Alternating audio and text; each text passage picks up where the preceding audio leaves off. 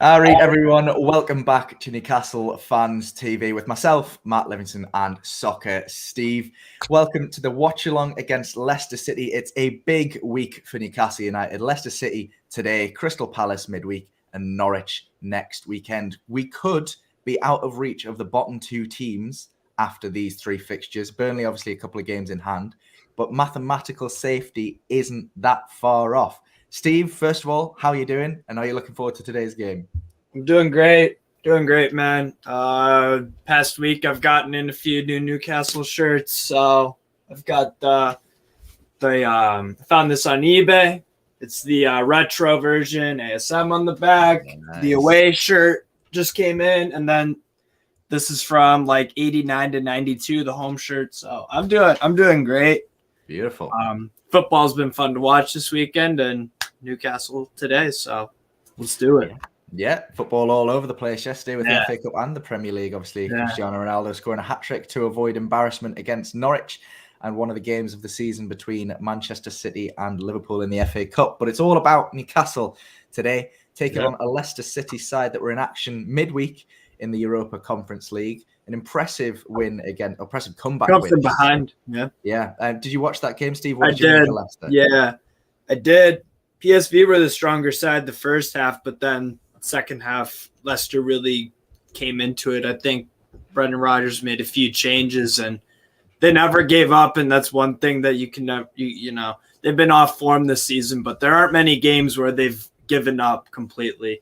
Their problem this year has been consistency, to be honest. And also, you've got to take into account that Wesley Fofana, one of the best young center backs in the world in terms of potential, you can already see his importance to that Leicester side when they play with him and, you know, when he's not there, because Yannick Vestergaard, he was okay at Southampton, but he's been nothing short of a disaster for Leicester. He's made tons and tons and tons of very glaring errors. And so that's one big part of it. I mean, Schmeichel, as amazing as he is, he can't keep you out of trouble for all those times. If your center backs mess up, especially in the Prem or in Europe or whatever, you're going to get punished. Yeah, so. Absolutely. And hopefully we can do some punishment of our own today. Yeah. It is, of course, the watch along here on Newcastle Fans TV, and it wouldn't be a show without you guys getting involved as well. So say hello in the comments down below. Let us know your thoughts pre-game, what your predictions are going to be. Are you confident of 3 points? Is it going to be a 1-point draw? Or are we going to be on the receiving end of a defeat against Leicester again in the league? I was looking up some stats before the show, Steve. Leicester, obviously, coming up to St. James's Park. I think the last time we beat Leicester in the league at St. James's Park was 2014. Now, feel free to correct me down in the comments down below.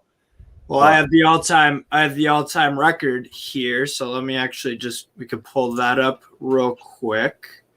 So if my facts are correct, if you go. Yeah. So what do we got here? We've got last time we played them was away, 4-0 loss. That was disaster. Yeah. Then the last game. So let's see. This is a home game in the Prem. Lost 2-1. Lost 3-0. Lost on penalties. I guess 1-1 League Cup.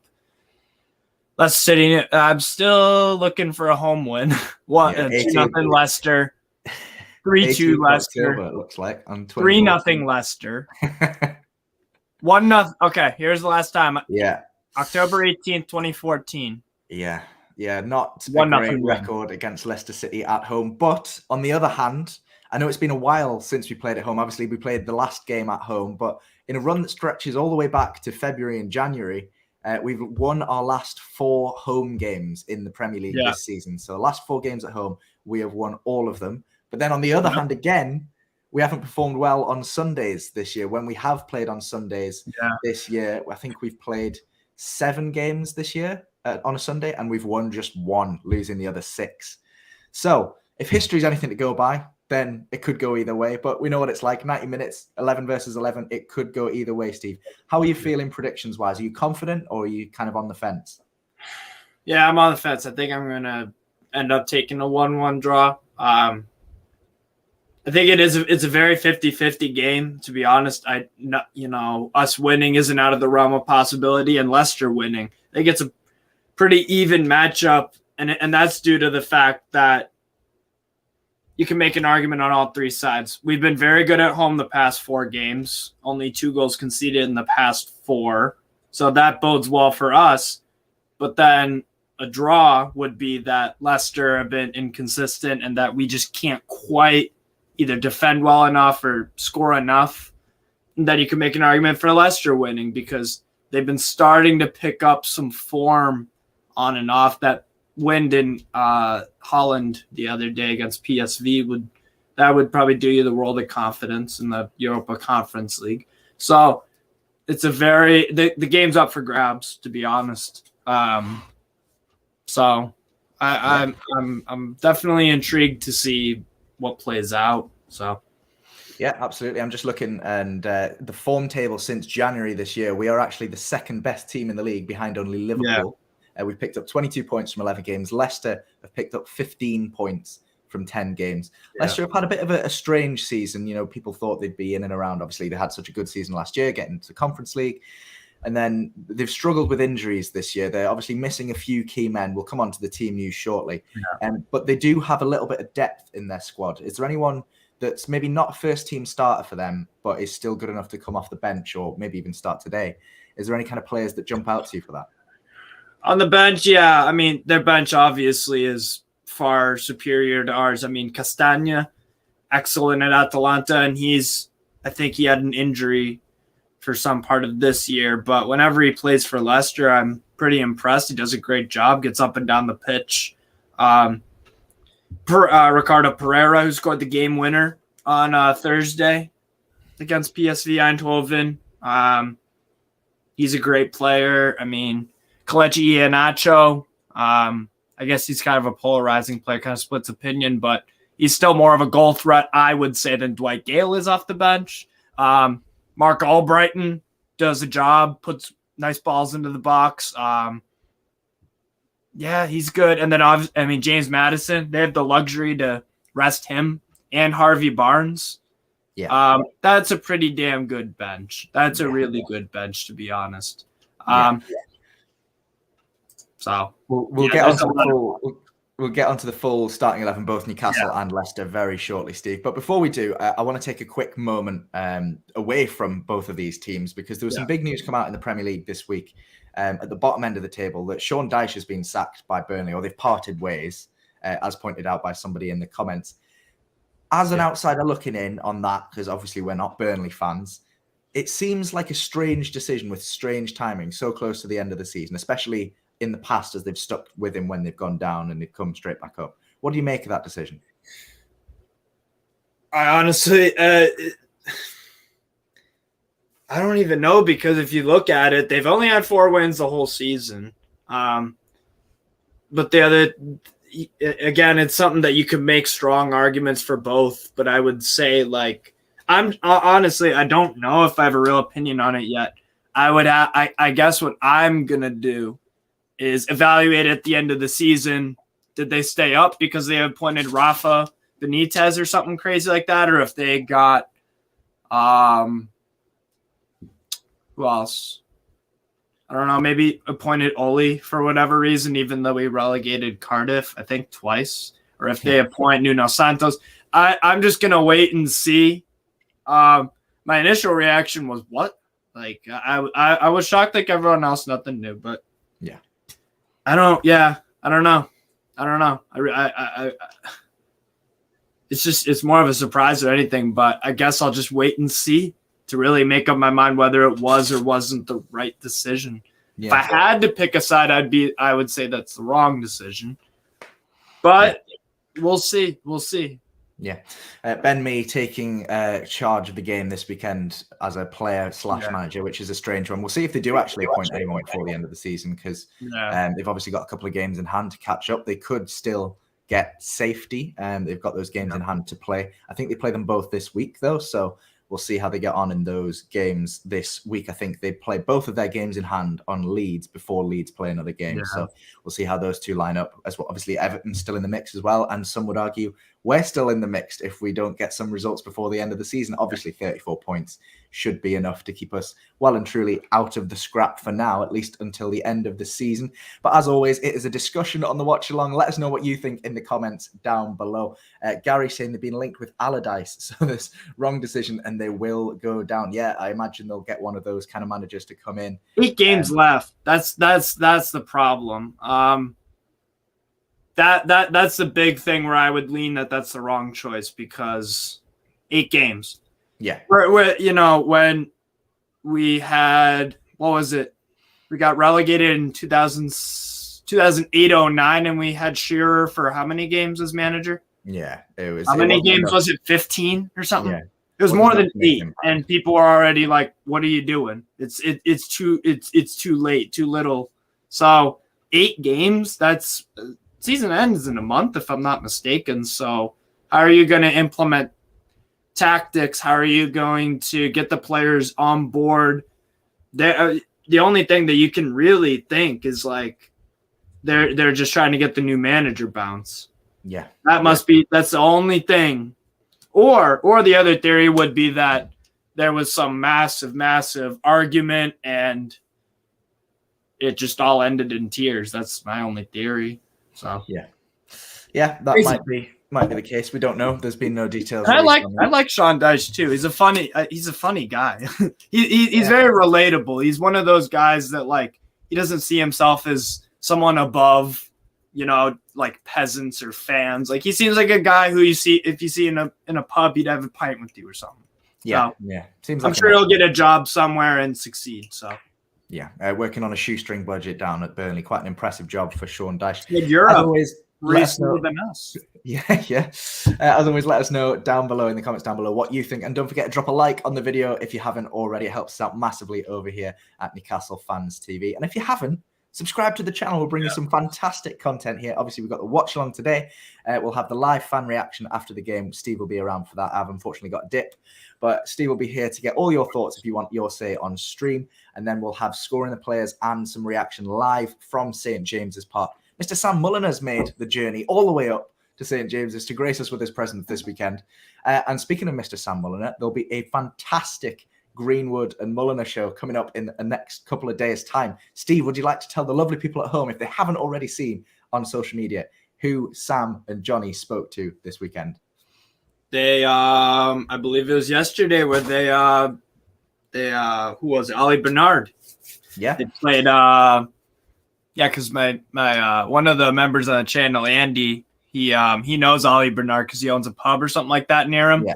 So they all linked up and played pool and probably got pissed drunk or whatever. So and then they did a Greenwood Mulliner podcast. So Ollie Bernard. So yeah. So look out for that. Look out on that for on our channels over the next couple of days' time. It's fantastic stuff. And don't forget to subscribe and click the little notification bell so you do not miss that. Right, we're about half an hour from kickoff, 30 minutes or so. Mm-hmm. So I'm going to try, and if you watched the preview the other day, you'll see what Lee did the other day with this wonderful new software that we've discovered. And I'll try and share my screen. Excellent. It's not going to work.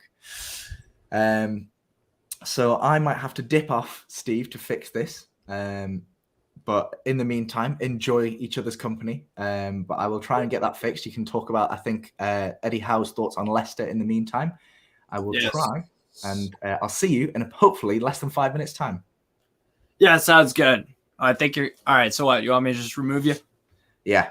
All right, cool. All right. So Eddie Howe on Trippier and Wilson. Or maybe this is... Oh, here it is.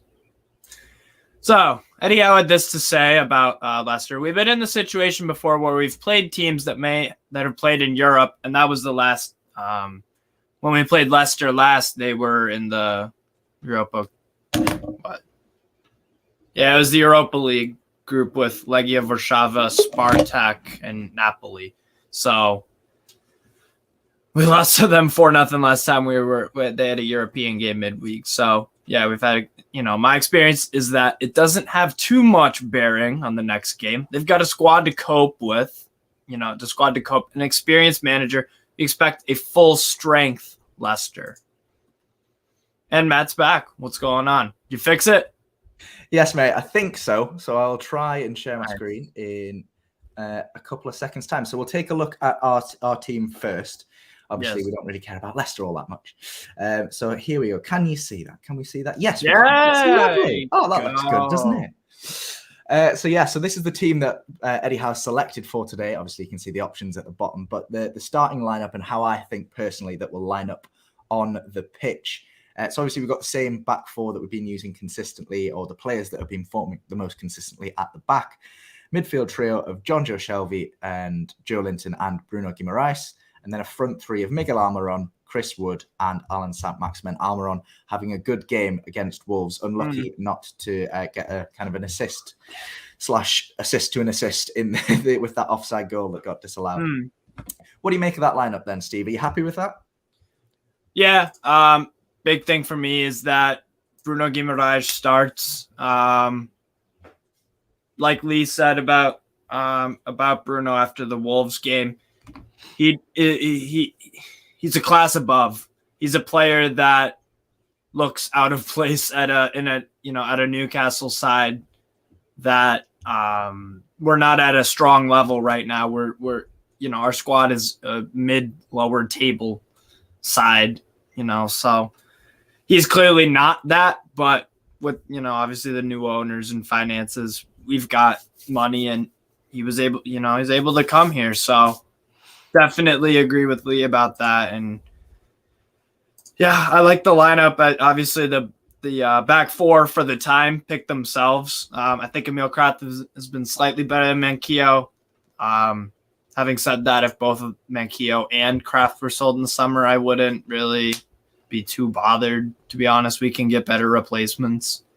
So Trippier, once he comes back, will be right. But yeah, like I said, back four picks itself. Midfield three, John Joe Shelvey and Joe Linton. And then Miggy, Chris Wood, ASM.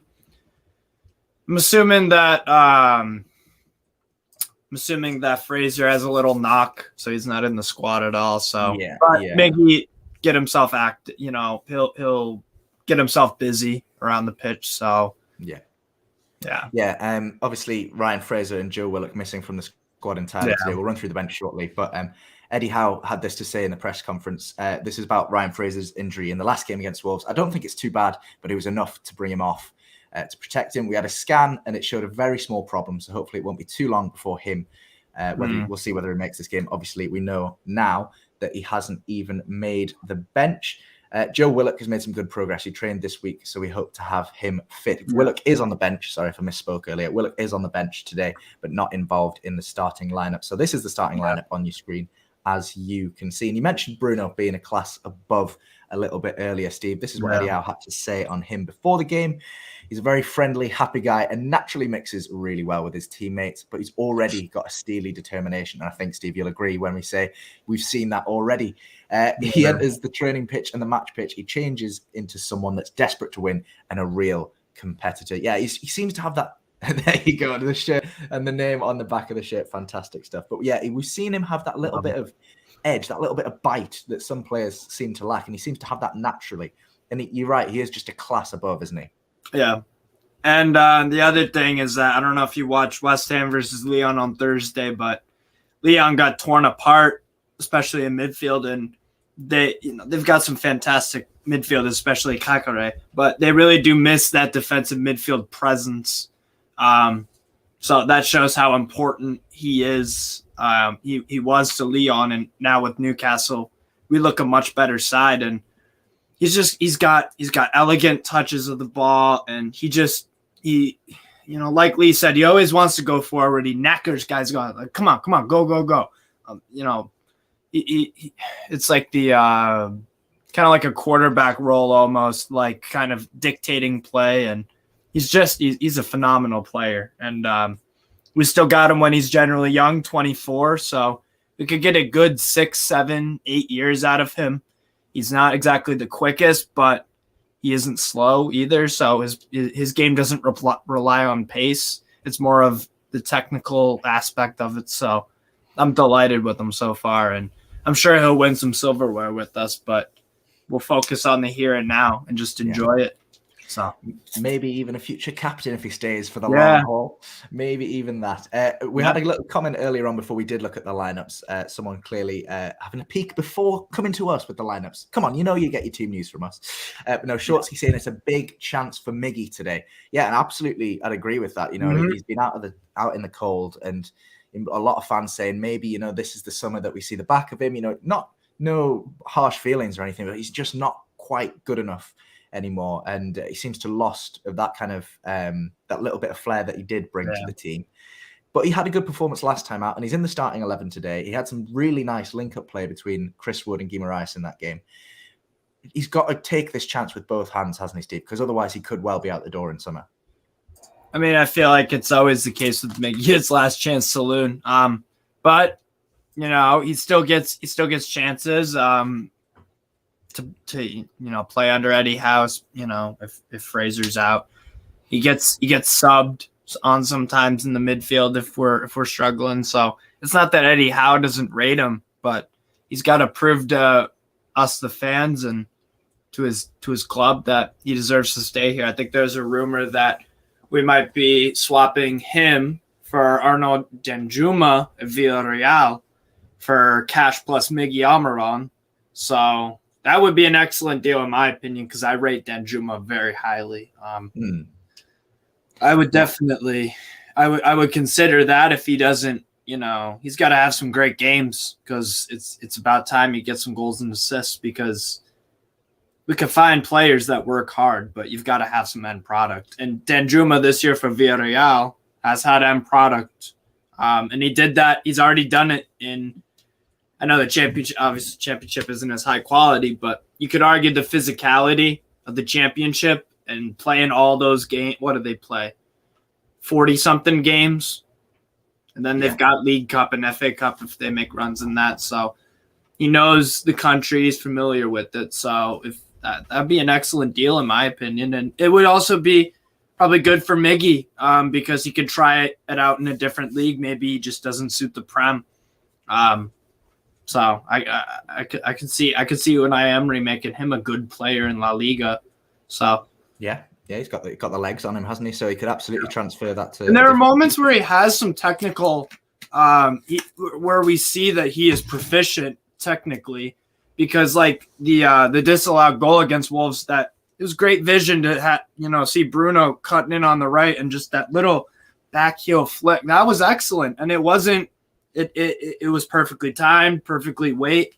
It was on, Wood was offside, but he's had some great saves that he's forced keepers to make. So there are moments where we see, okay, he's technically proficient.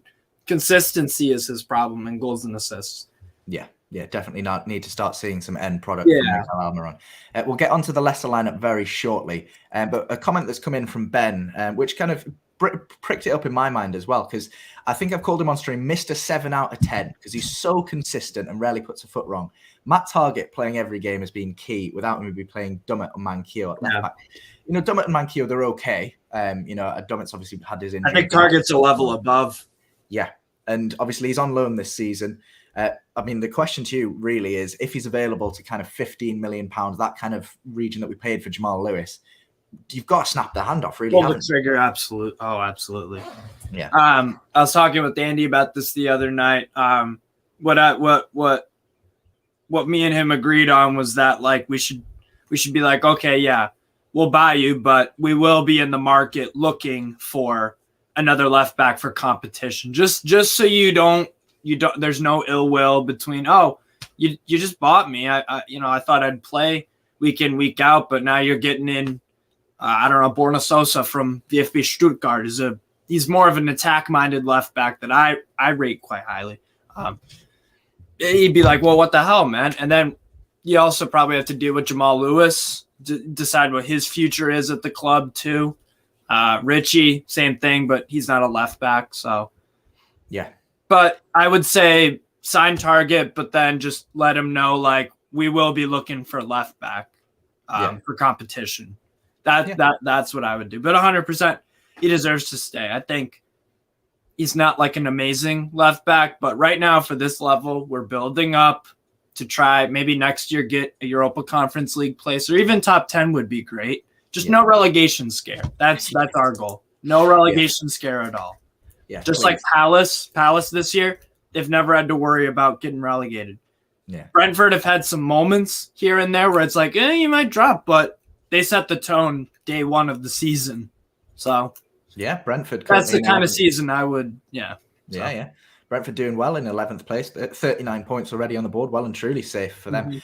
Tiger Studios agreeing Target is a must signing. Yeah, I think people forget that, we've had this massive takeover, but you look at like Man City, and one of their first signings, if I'm right in thinking, was Wayne Bridge. Like, he's not a world beater. We still had Stephen Ireland in midfield, and he was a wasn't Stephen Ireland he was a decent player? Yeah, except for when he played reliable. Yeah.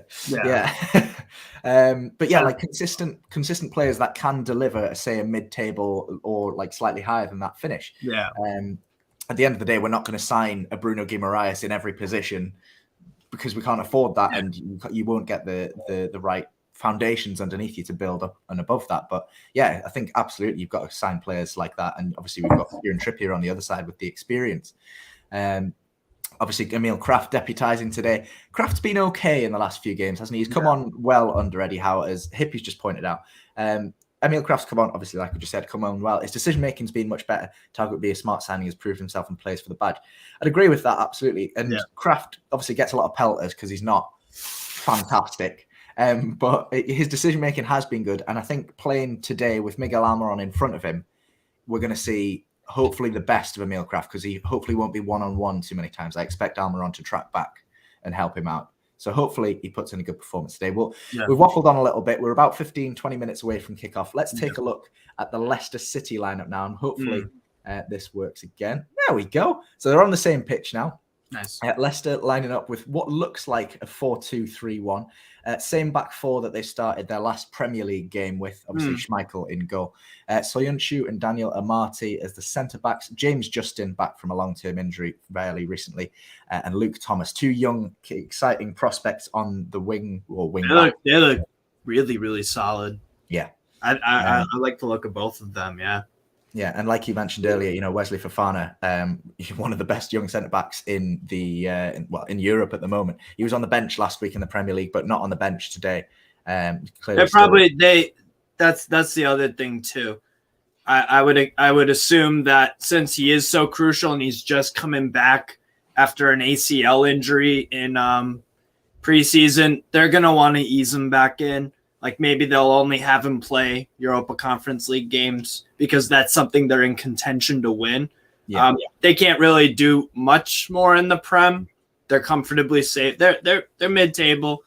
They probably won't go up. Definitely won't go down. So this game is more about for Leicester. It's more about getting momentum for the next time they play in the Europa Conference League. So that's the goal of Leicester today. Match fit, and obviously you want to win. Absolutely.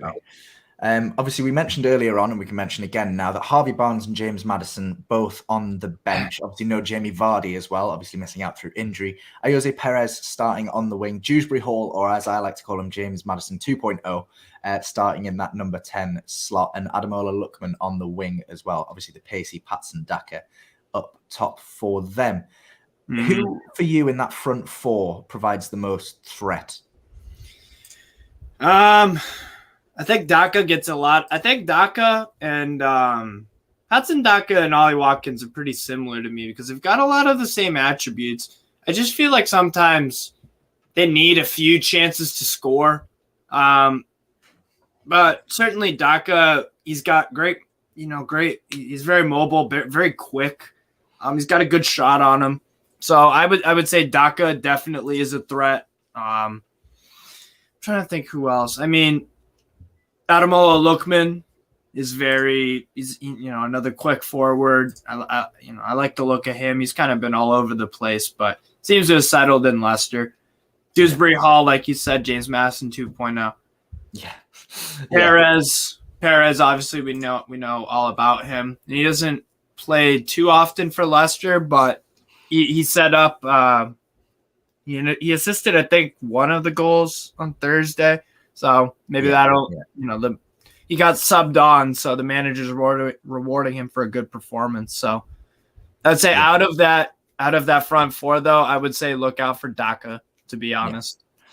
Absolutely. For me today, though, I'm obviously Leicester's attacking side. To put them to one side for a second, the game for me is won in kind of this area that I'll highlight shortly.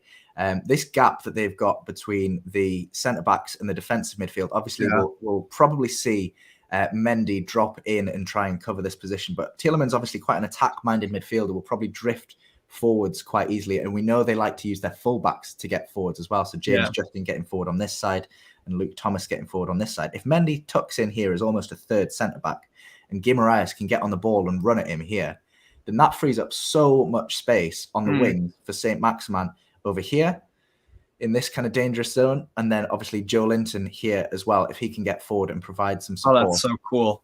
I love it. It's like we're a professional sports outlet. That's very nice. So if Guimarães, obviously we know how good he is on the ball, his dribbling, and he's picking his head up to kind of get the ball forwards. Turn and pass. That's one thing he's also excellent at. Quick decisions. Oh, I'm gonna, make a little move, get, swivel past this guy, and then bam, I see ASM, ball done. Yeah. Very quick. And that's what we hope. We can see Guimarães, if he's got the ball in this position, Mendy's probably going to get sucked in here.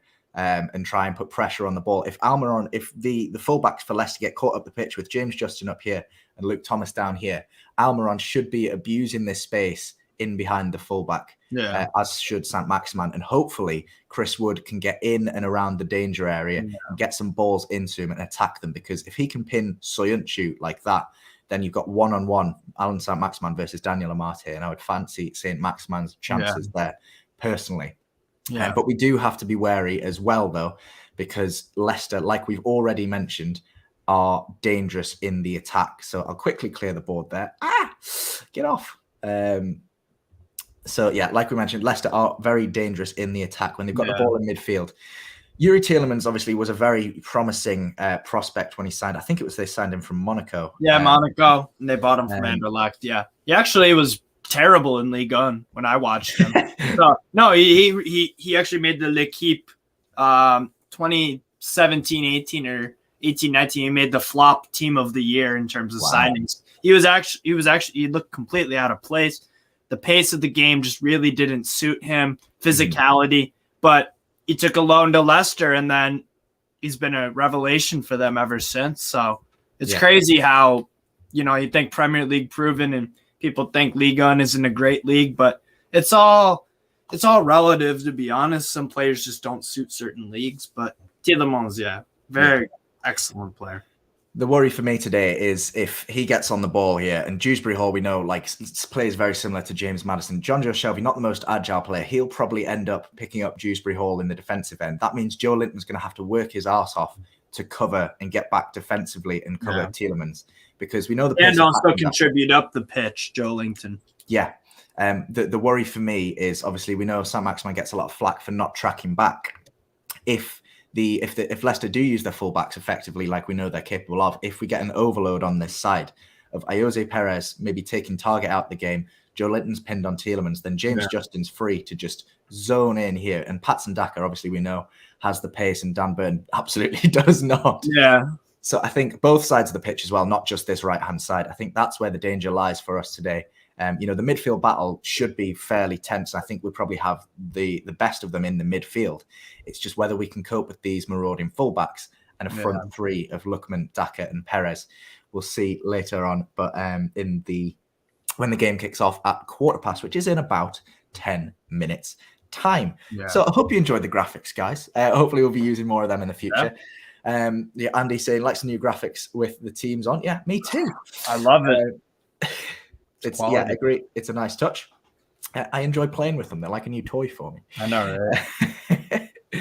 But yeah, we're about 10 minutes away from kickoff now. So now is the ideal time, now that you've seen the lineups. Let us know your score predictions in the comments down below. I would love to say there is a prize for the winner, but maybe we'll just give you a shout out or something. Ben saying Toon win 2-1 with ASM and Wood goals. Yeah, Chris Wood, a great performance against Wolves, scoring there, and hopefully he can carry that good run of form on. Isla saying a cheeky 1-1 be happy with a point myself, Steve. Would you take a point? I always want to win. Just that's my mentality of watching sports. I don't want to lose. I don't want to watch a draw or a loss. I want to win, but yeah, realistically speaking, if we can keep Leicester at a draw, that's a good result. And you don't want to lose at home, so it's better than losing. So yeah, absolutely. And draws are going to happen. Draws are going to happen for emotional sake. I'd rather draw against Leicester, but beat a Liverpool or Arsenal at home. Mm-hmm. So you got to think about the maths. Like, okay, you're going to draw some games. Yeah. So. No, absolutely. Of the bottom 7 teams in the league, we've drawn the most games out of everyone except Burnley. Yeah. We've drawn 10 and they've drawn 12. But yeah, so it could well end up being a 1-1. But then we've got the other end of the scale, the very optimistic Shortsky. Thank you for a bit of optimism on the channel. 3-0 to Newcastle. It could happen. Who do you see the goals coming from if that is to be the case, Steve? Who provides the threat for us today? Well, it's going to be if Chris Wood can bully Amartey, and that we've really got to we really because if they don't have Fofana at all, so we've got to really bully the center backs. And you know, Amartey isn't naturally a center back; he's more of a defensive midfielder. How I see him, but yeah, it's gonna be Wood. ASM. He gets a goal every once in a while because of some trickery. So, like you said, we've got to take advantage of the fullbacks bombing up, hopefully catch them out. So, yeah. I would say 1-1 probably, but cool. Well, we'll take a 1-1. We've got another draw, but a very high scoring draw from Callum. 3-3. Looks like it's a Leicester fan judging by his profile there. Welcome to all Leicester fans if you are joining us. We do hope you lose today, but you are welcome to join us on the watch along. But yeah, 3-3, that'll be an interesting result. I can't see it happening personally, but you never know. Andrew Johnson in the comments saying 2-0, the Brazilian boys. I'm guessing Joe Linton and Guimarães with a goal each there. Be nice to see Joe Linton chip in with a goal. Obviously, it's been a little while since he got on the score sheet. Obviously, hit the heights of his form a bit earlier in the season. Has dropped off a bit since, but is still a little bit consistent. He's still not as bad as he used to be. So that's already a win for me. Yeah. So. Yeah, well, absolutely. I think it can't be as bad as he used to be. That's for sure. Jay in Atlanta. He's not in Italy. He's in America. Always a sensible head on the show, Jay. We loved having him on. So how are the lads? Head says 1-1. Heart wants 2-1. Yeah, it looks like pretty much everyone anyway, is going for a close fought game. Obviously, Leicester with only a couple of days rest, a heavily rotated side versus us, who I think it's been 11 days since our last game. So we're well rested. A lot of people, we've still got a few injuries, but most of the key individuals we need are fit and firing. Cloud7 2-1. I hope that's to Newcastle. It's the right way around, so I'm going to say that's to Newcastle. Yeah. A lot of optimists in the comments today, Steve. We haven't beaten. The only reason why also I'm going with the draw is because we haven't beaten them since 2014. But you can make an argument for us to win because we historically haven't done great against the 4 teams that we've beaten at home. Yeah. Recently. I mean, Everton you would usually beat. Aston Villa, it's a struggle at times. Then who else do we play? Wolves. That was usually those are draws. So we've been breaking some hoodoo lately. So anything I suppose could happen. Yeah. But at the same time, I made that argument for we usually do well away to Spurs, right? Right? No. Yeah, that went well. I particularly like this comment because Dan Burns had a very strong start to the season, and then a couple of games he had a bit of a wobble. So I like this comment saying 2-2, Burn with all 4 goals, 2 at the right end, 2 at the wrong end. You never know. You get some good odds on that if you put a bet on. Brilliant. 50 cents to win $400 probably is something crazy. Yeah, that'd be that'd be nice. So we've got a lot of optimists in the comments. We've got 3-0 ASM hat-trick. I'd love to see the day. Hopefully he can perform as well as we know he can. Hopefully he doesn't have an off day. We know he can get frustrated. I'm sure you've got a shirt with his name on the back there, Steve. Perfect. And for people think that I am too hard on him, no, that's not true. that's not true because number one, if I didn't like a player, I wouldn't have him on my back. And number two, I love the guy. We all love the guy. We all love ASM. Just want him to do better. It's like when if you have a child and he screws up and you're hard on him, it's because you want the best. You know he's better. So I've got the TV on, obviously, to watch the game, and just war flags in full effect. Got flags on. Kelly, that'll do. You cannot put a price on that goal. Yeah, flags in every corner of the stadium today, on every stand. That looks fantastic. That's something we haven't seen in a while before this season under Ashley, because people just weren't asked, to be honest. Yeah. They refused to do the displays under Ashley at one point under Bruce. Yeah, but it's great to see them back as sunshine shines on paradise. Teams will be coming out of the tunnel shortly. Newcastle wearing that lovely classic black and white striped training jumper thing, the zip-up jumper thing, before the game gets underway. Last few score predictions before we do get underway. We've got some high scorers in the comments. Alan saying 4-2. Don't know where the goals are coming from today, but I would love it to be 4-2. And then I'm guessing that's Ryan, 6-1-6-3 to Newcastle. Love that. We've got a lot of draws, a lot of wins. Not many people saying a Leicester win, which is what I love to see. I love optimists because I'm a pessimist at heart, really. So we'll see what we can do on the pitch today. Hopefully we don't do what Man City did yesterday and concede 3 awful goals inside the first 45 minutes. But I imagine Martin Dubravka won't do what Zach Steffen does and practically kick the ball into his own goal. Not to rub that in, Steve, sorry. Did you watch that game yesterday? Yeah, no, I did. I like Zach Steffen and all that, but his place with the USMNT as a starting goalkeeper is under real threat because Matt Turner from my local club, New England Revolution, he just went to Arsenal for a few million and he'll be backup. So maybe he can get in some games, but I'm really pissed at our goalkeeper situation because we need guys to be playing. Like Pickford, like what you guys have with Pickford. He's at Everton. They're in a relegation fight, but at least he's playing week in, week out. Same thing with Ramsdale. He's playing week in, week out over Leno. The Steffen only plays in the cup competitions, and this isn't the first time he screwed up in an FA Cup semifinal. I thought that he looked like he looked like a goalkeeper that didn't play. Like if you look at the replay of the goal, it was too slow and casual, and that's one of my biggest complaints about his game. So when the USA play England, I'm sure if he's playing, he'll have another moment like that. So yeah, frustrating, but I don't know, man. Yeah, unfortunately for we've had good American goalkeepers in the Prem before. I thought that was for the USA. Yeah. For the USA, that's our bread and butter. We've always had great goalkeepers: Tim Howard, Casey Keller, Brad Friedel. Yeah. So it's a shame you're not good at kicking a ball. You're only good at catching a ball. So because we have but it makes sense because like that's what's been lacking in American soccer for a long time. It's the technical proficiency. We've got, the USA is known for the NBA, NFL, NHL athletes. So goalkeepers, you have to be athletic, tall, a lot of, I wouldn't be surprised if a bunch of former basketball players or something who've got the size and the athleticism with the arms and legs to be good goalkeepers.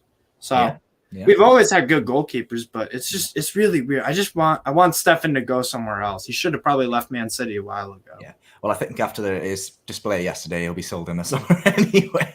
So we'll see if he goes to one of Manchester City's sister clubs, maybe to New York or something like that. If they can afford him.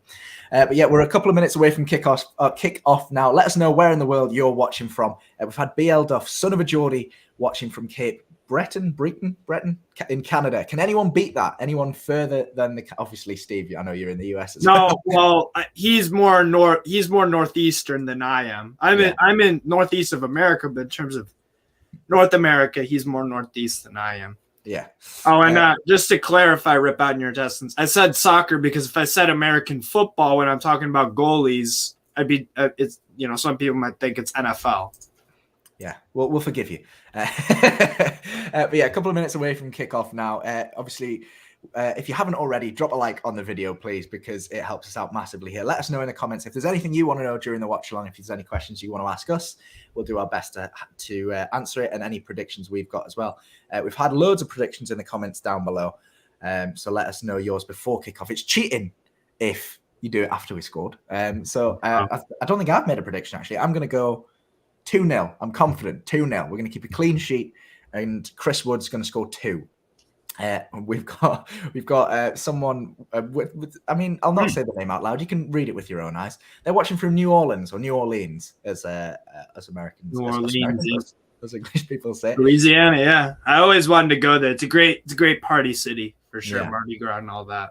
Yeah. If you were to go somewhere, Matt, have you been in the U.S. before? Yeah. I worked over there for a few months. Really? Where? I worked in New York State. I was at like a summer camp for kids, but I went a little bit traveling afterwards. Buffalo or? Sorry? Upstate New York or? Yeah, upstate, yeah. Albany, Buffalo? It was near, I forget, it's Binghamton, I think, was the nearest. Binghamton, nice. Yeah, it was the nearest place, really. But yeah, so I went around traveling a little bit. I did New York, Washington, New Orleans, and Chicago. But they were the only where I'm from. Nice. Nice, yeah. I really like Chicago. I think Chicago is my favorite out of those. Yeah. It's great. Chicago's a great place. It sucks to live there, though, the taxes and stuff. We started, by the way. Yes, we've kicked off. I'm at 20. I'm at 25. So. Right, I'm at 41, and already Miguel Almiron running at defenders. Daniel Amartey has been booked 40 seconds into the game for a foul on Miguel. That is a foul too. Good call, ref. Great. Who's the ref? Referee Jared Gillett, and VAR is Lee Mason. Yeah. So great running from Almiron today. Obviously puts the defender under pressure. Yellow card early on. So I want Saint-Maximin now. Eddie Howe. Saint-Maximin. Just run it. Target him. We've got 89-20 to, yeah. So we've got a free kick on the edge of not quite the edge of the box, maybe 25 yards out. John Joe Shelby, the only player standing over it now, almost definitely going to go for a shot from here. Very central, can't really whip a ball into the box. We've got Chris Wood and Dan Burn standing next to the Leicester wall, creating a fake wall, like we saw them do the other week. Obviously resulted in a goal for Fabian Schär that time. So let's see what John Joe Shelby can do with this from about, that's maybe closer to 30 yards out, actually, after that. Yeah. He's gone for a strike. Ooh, it's floated. It's very central. Not much power behind it. Kasper Schmeichel saves quite easily. I think it might have taken a deflection off somebody there. We'll see the replay now. Oh, no, he's just gone. He's tried to go for like a knuckleball free kick there as John Joe Shelby, and it ended up straight down the middle. He's hardly Juninho or Hakan Çalhanoğlu with those knuckleballs. Brilliant. So we've talked about some people watching from the North America, and now we've got one from the other side of the world in Hengyang, China. Geordie born and raised. Love to see that UK studios. Thanks for tuning in and supporting us as well. Hopefully we can bring you some fantastic commentary and analysis, and also a good result. So fingers crossed for that. We've got Annie in Florida. Brilliant. Some more North American viewers. Steve, you've really brought all your mates onto the watch along today. We've got Bangkok. We've got a good in the US. I would say, in terms of fan clubs, and I'd have to look up the stats, but we might have more Toon fans in the US than like Spurs. Oh, really, really bad injury here. There's a ball over the top from Leicester. It's sitting just outside the box. Martin Dubravka comes out to clear it, but it's outside the box, so he's got to go with his head. Ends up jumping over Dan Burn, and I think has knocked Dan Burn unconscious with his knee. I'm about to see it. Need to see a replay of that, but Dan Burn was lying unconscious. Dan Burn unconscious on the ground for a few seconds there, so that doesn't look good for him. Good on the medical staff. They sprinted out to get him. Good. Serious straight away. Ref, oh my God. Really good reactions from the referee, to be fair. Stopped the game immediately. Got the medical staff on straight away. We do have Federico Fernandez and Jamal Lascelles on the bench in case Dan Burn does have to go off, which I imagine he will, because they're not showing any replays on the TV to me, which suggests it's quite a serious injury. My God, the guy, poor Dan Burney, was literally like this. I mean, fuck. Medical. I mean, I'm no medical expert, but the medical staff feeling his collarbone and his left shoulder. That is his left shoulder. So looks like he's either maybe dislocated his shoulder or fractured his collarbone. Not, as I say, I'm not a medical professional. This is just what it looks like. He has fist. Well, you have to be careful. Collarbone, spine. He just fist bump Dubravka with his other hand, though. So he looks like he's okay, but he's holding his arm as if he's dislocated it there. Yeah, they've just shown it on a replay. That's some impact because he doesn't see the keeper coming till the last moment. Yeah, straight away he's holding his arm in. Oh my God. That does not look good for Dan Burn. He's moving a little bit more freely. It looks like he's already got some tape under his arm. So maybe he's already nursing an injury that has just flared up when he's been caught there. That's not a nice thing to see. But he's off the pitch for now receiving medical treatment. So hopefully we'll see him come back. Yeah, it was a decent ball over the top from Leicester there. It was, Dubravka came out very early for it because Daka was on Dan Burn, and the keeper did come confidently, and I like to see that, even though if he did clatter his own player, he couldn't really get out the way. Neither player could get out the way. That's what I was about to say for Senshi Bat, like dub SEL keeper. Yeah, but it's a difficult one because if he shouts keeper there and he moves out the way, then he misses the ball, then Daka's in and it's a goal. So if Dan Burn's got to kind of hold his ground just in case Dubravka doesn't come for it, or it's just one of those things that it's just happens. So I think he's still off the pitch receiving treatment. I've not yet seen him come on. If it is a shoulder injury, no, he's back on the pitch. He is back on the pitch and he's moving freely. Wow. He's hard as nails. Hard as nails is Dan Burn. Brilliant. They don't make them like they do in Blythe, I guess.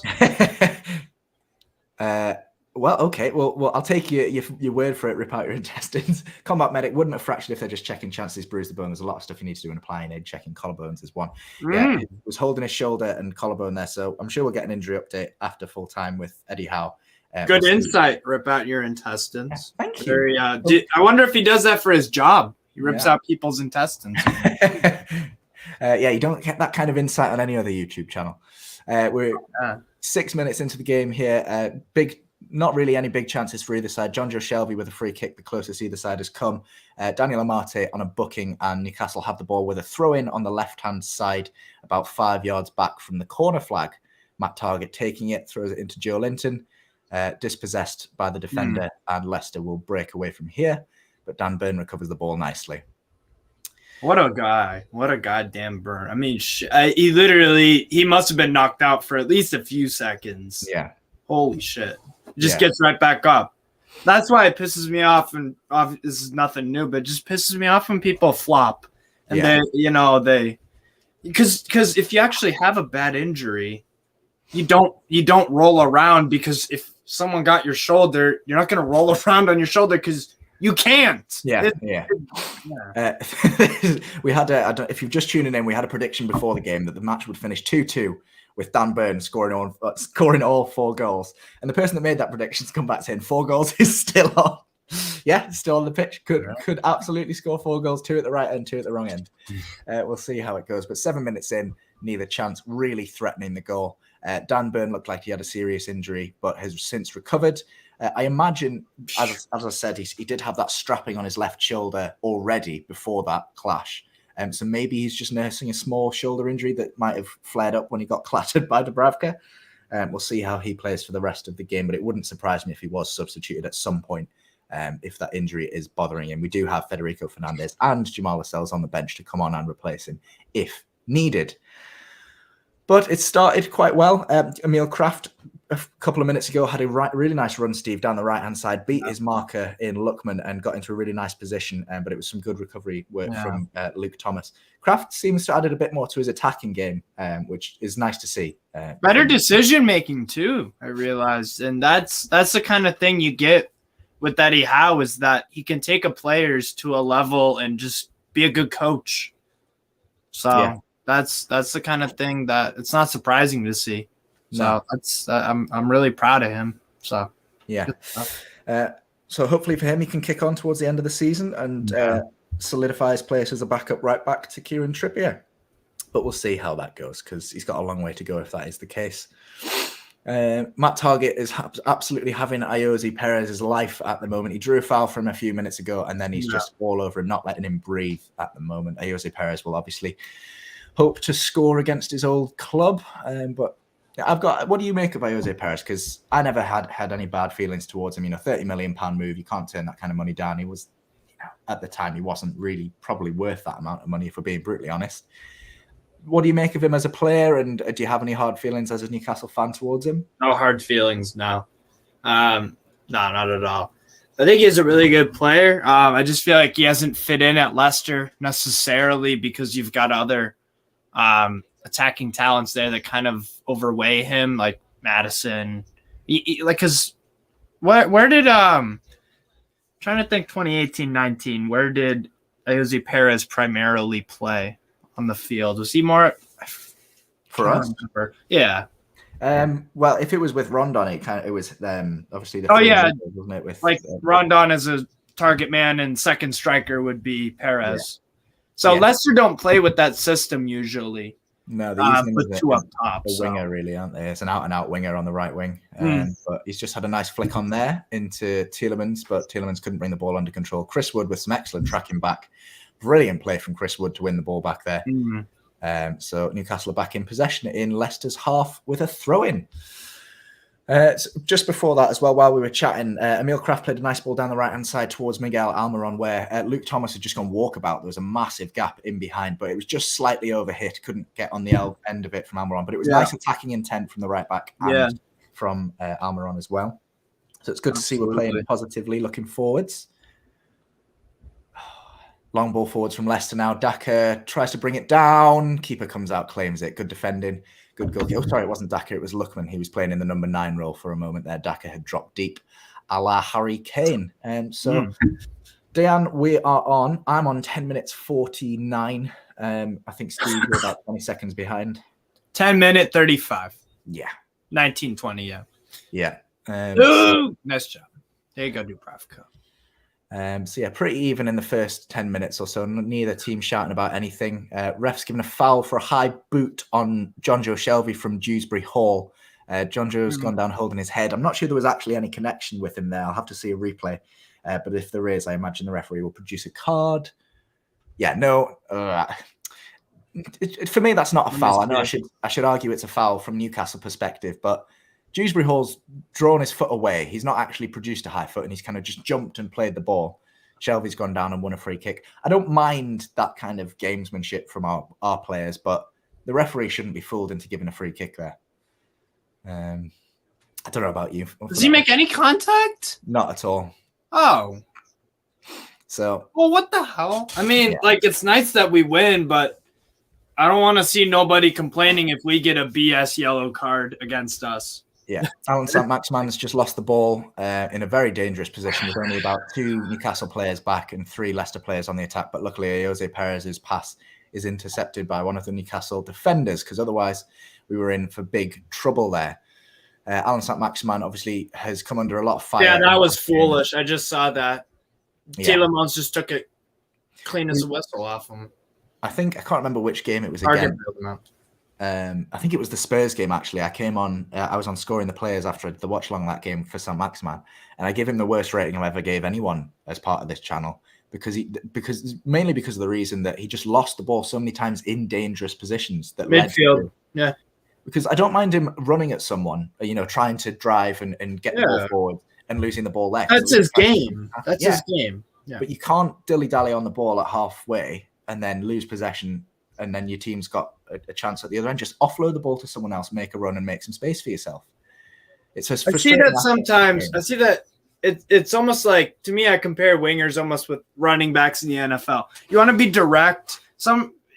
One of the Bears running backs, this guy named Tariq Cohen, when he gets kickoffs, sometimes he'll go backwards just to fake guys out, and it's like, no, dude, just go forward and do those moves, because then you're trying to take on 5-6 guys coming at you. And it's just like, go more forward. Don't go backwards just to do this. Just much more direct. Miguel Almiron testing Kasper Schmeichel's nerve there. There was a ball played in behind. I'm not sure. I wasn't actually watching at that moment, but it was either by a Leicester player with a really short back pass or a Newcastle player with a really nice through ball. Almiron almost beat Schmeichel to it outside the box, but Schmeichel came and hoofed it into row Z. So Newcastle have a long throw in up the pitch, launched into the box, but nobody on the end of it there. Will we get the ball back in? It's launched into the area. Joe Linton. Oh, he's gone for power with his left foot and has blazed it about 30 yards over the bar. But I rate the effort. You don't shoot, you don't score. And it was Holloman, I've subbed. It's my first watch along from you guys. I'm a Watford fan. Hey, thank you. Thank you, sir. Kieran. Welcome. Yeah, unlucky from Joe Linton there. Good effort. Good ball in. I think it was Bruno that played that ball in behind the defenders. Joe Linton did well to hold his run. But good play, good recovery play. That's much more, even though Joe Linton was nowhere near to getting that on goal, that looked much more confident from him. Yeah. Usually he knew what he wanted to do. It just didn't come off. Instead of him, like, sometimes I feel like in the final 30s, just his mind goes a little bit. To me, he looked like, okay, it just didn't come off. But you could tell that he wanted to do, you could see what he had in mind. It just didn't come off. So that's good. Surely that's a foul. Sorry to cut you off, Steve. Yeah. That's all right. I cut you off all the time on accident. You're good. You're good. Good break from Leicester there. Dewsbury Hall picking up a pass that split Bruno and John Joe right in behind. Good ball into Daka. Bruno, I think it was Bruno that tracked back. Oh, no, it was Almiron that tracked back. Played the ball out. Maybe, he just... but then Daka... Yeah, Daka nudges the goalkeeper, gives away a free kick. Yeah, blatant foul from the striker there. Ooh, god damn. What was that? I rate the effort from Miggy, but he just kind of... I think he tries to play it into an area that Target can get to, but just gets a bit too much height on the ball, so it ends up being an awkward one for him to deal with. But I like Miggy doing that. You know, he tracked back really well, and I don't mind him. Considering he's a right winger, that has to go a long way. I don't mind him trying to play out from the back rather than just hoofing it long. I don't mind that at all. Obviously, put us under a bit of pressure that time, but I say I don't like us hoofing it long, as Dan Burn just puts his foot through it there. But Chris Wood, Bruno wins the first header, flicks it onto Chris Wood, and then that's a great ball. I think it was John Joe Shelby on his left foot, first time pass, almost threaded the through ball to saint-maximin behind the fullback there. That was almost a fantastic pass from John Joe Shelby. And Miguel Almiron is playing fantastic so far. He's tracked back all the way and dispossessed Luke Thomas in a dangerous position there. That's brilliant football from Almiron. And here come Newcastle now. Joe Linton on the left wing gives it to saint-maximin, who tries to give it back to Joe Linton in behind into the box, but it's good defending from James Justin. Newcastle have a throw in the opposition's half. Oh, it's an intense game. I'm liking it. Captain being ASM, such a struggle. Like Ben Arthur, bucket loads of talent, a dribbler, which we all love. But if he gets he's in a team game, forgivably frustrating. Yeah, agree with all of that. Sometimes, he plays really well as a team. I think Lee pointed that out in his preview, especially with Callum Wilson. He's that link-up play that those two have is fantastic, but he doesn't seem to have that chemistry with Chris Wood just yet, as we've seen there, as he makes a nice run forward and tries to offload it to the striker, but it's intercepted. And here come Leicester. Patson Daka on the right-hand side. Dan Burn's gone out to meet him. Matt Target's filling in. John Joe can't get the ball out of his feet, but Bruno comes away with it now. Newcastle look to attack. Chris Wood on his... Miguel Almiron, sorry. They both got orange boots on. I'm getting confused between the pair. To me, ASM was at his best when he had really good chemistry with Jetro Willems. That to me was ASM at his best on that left side, because they both loved to go forward. They had great combination play, especially under Bruce. So it was that to me was that was ASM at his best, because that partnership was good. And Callum Wilson was Callum Wilson was striker. Just for that, because I remember the Jetro Willems goal against Liverpool. Yeah. Oh, great goal. I missed. Were you at Anfield? No, unfortunately not. Was Lee probably? No, and unfortunately, I miss Willems. I agree that I think it's Maximan's problem is he doesn't trust his teammates. He trusted Willems because he knew Willems had that ability, and I think he does the same with Callum Wilson. But with Chris Wood, we've seen it with. Oh, that's a nice move. Leicester 1-0. It's a worked set piece. That's awful defending from Newcastle. It's a nicely worked set piece from Leicester. They play it short and hard into the front post from the corner. They flick it back to the penalty spot, and it's just sat there waiting for someone to dying for someone to throw themselves at it to clear it. But Ademola Lookman steams in from the edge of the box, absolutely unmarked. John Joe Shelby flinches away from it. Chris Wood doesn't close down. He's just hammered it with no accuracy, all power, and Martin Dubravka can't keep it out. That is such fucking training day goal. I mean, Come on. It's straight from the training ground. That's such poor defending. There's nobody rushing out to meet that ball. That's horrible defending from Newcastle. It's an easy goal from Leicester, well-worked goal, but my God, that could so easily be blocked up. What the hell is Dubravka? Did it take a deflection or what? Oh, I don't. I think he's just unsighted. To be fair, I can't really blame Dubravka for that. It's a fucking shot inside the box, and there's like 7 players around you. So yeah. And if none of them are really in position, what the hell are you supposed to do? Yeah. I don't know what's happened to us because, the last game against Spurs, well, not the last game, but the game against Spurs, shambolic defending. Like, for every single goal, it was abysmal. And then today, again, we've defended well up until this point, but now it's just gone. Like, you've got good defenders in that team. Where's Dan Burn? Where's Fabian Schär? Where's Matt Targett? Where's Emil Kraft? The closest players to that ball were John Joe Shelby and Chris Wood. And neither of them have a defensive bone in their body. He's too busy. Dan Burn, I think, was on the goal line. But it's like, you've got a fucking keeper for that. Yeah. Like, where's the desire to just throw yourself in front of the ball? Doesn't matter what part of your body it hits, as long as it hits some of it.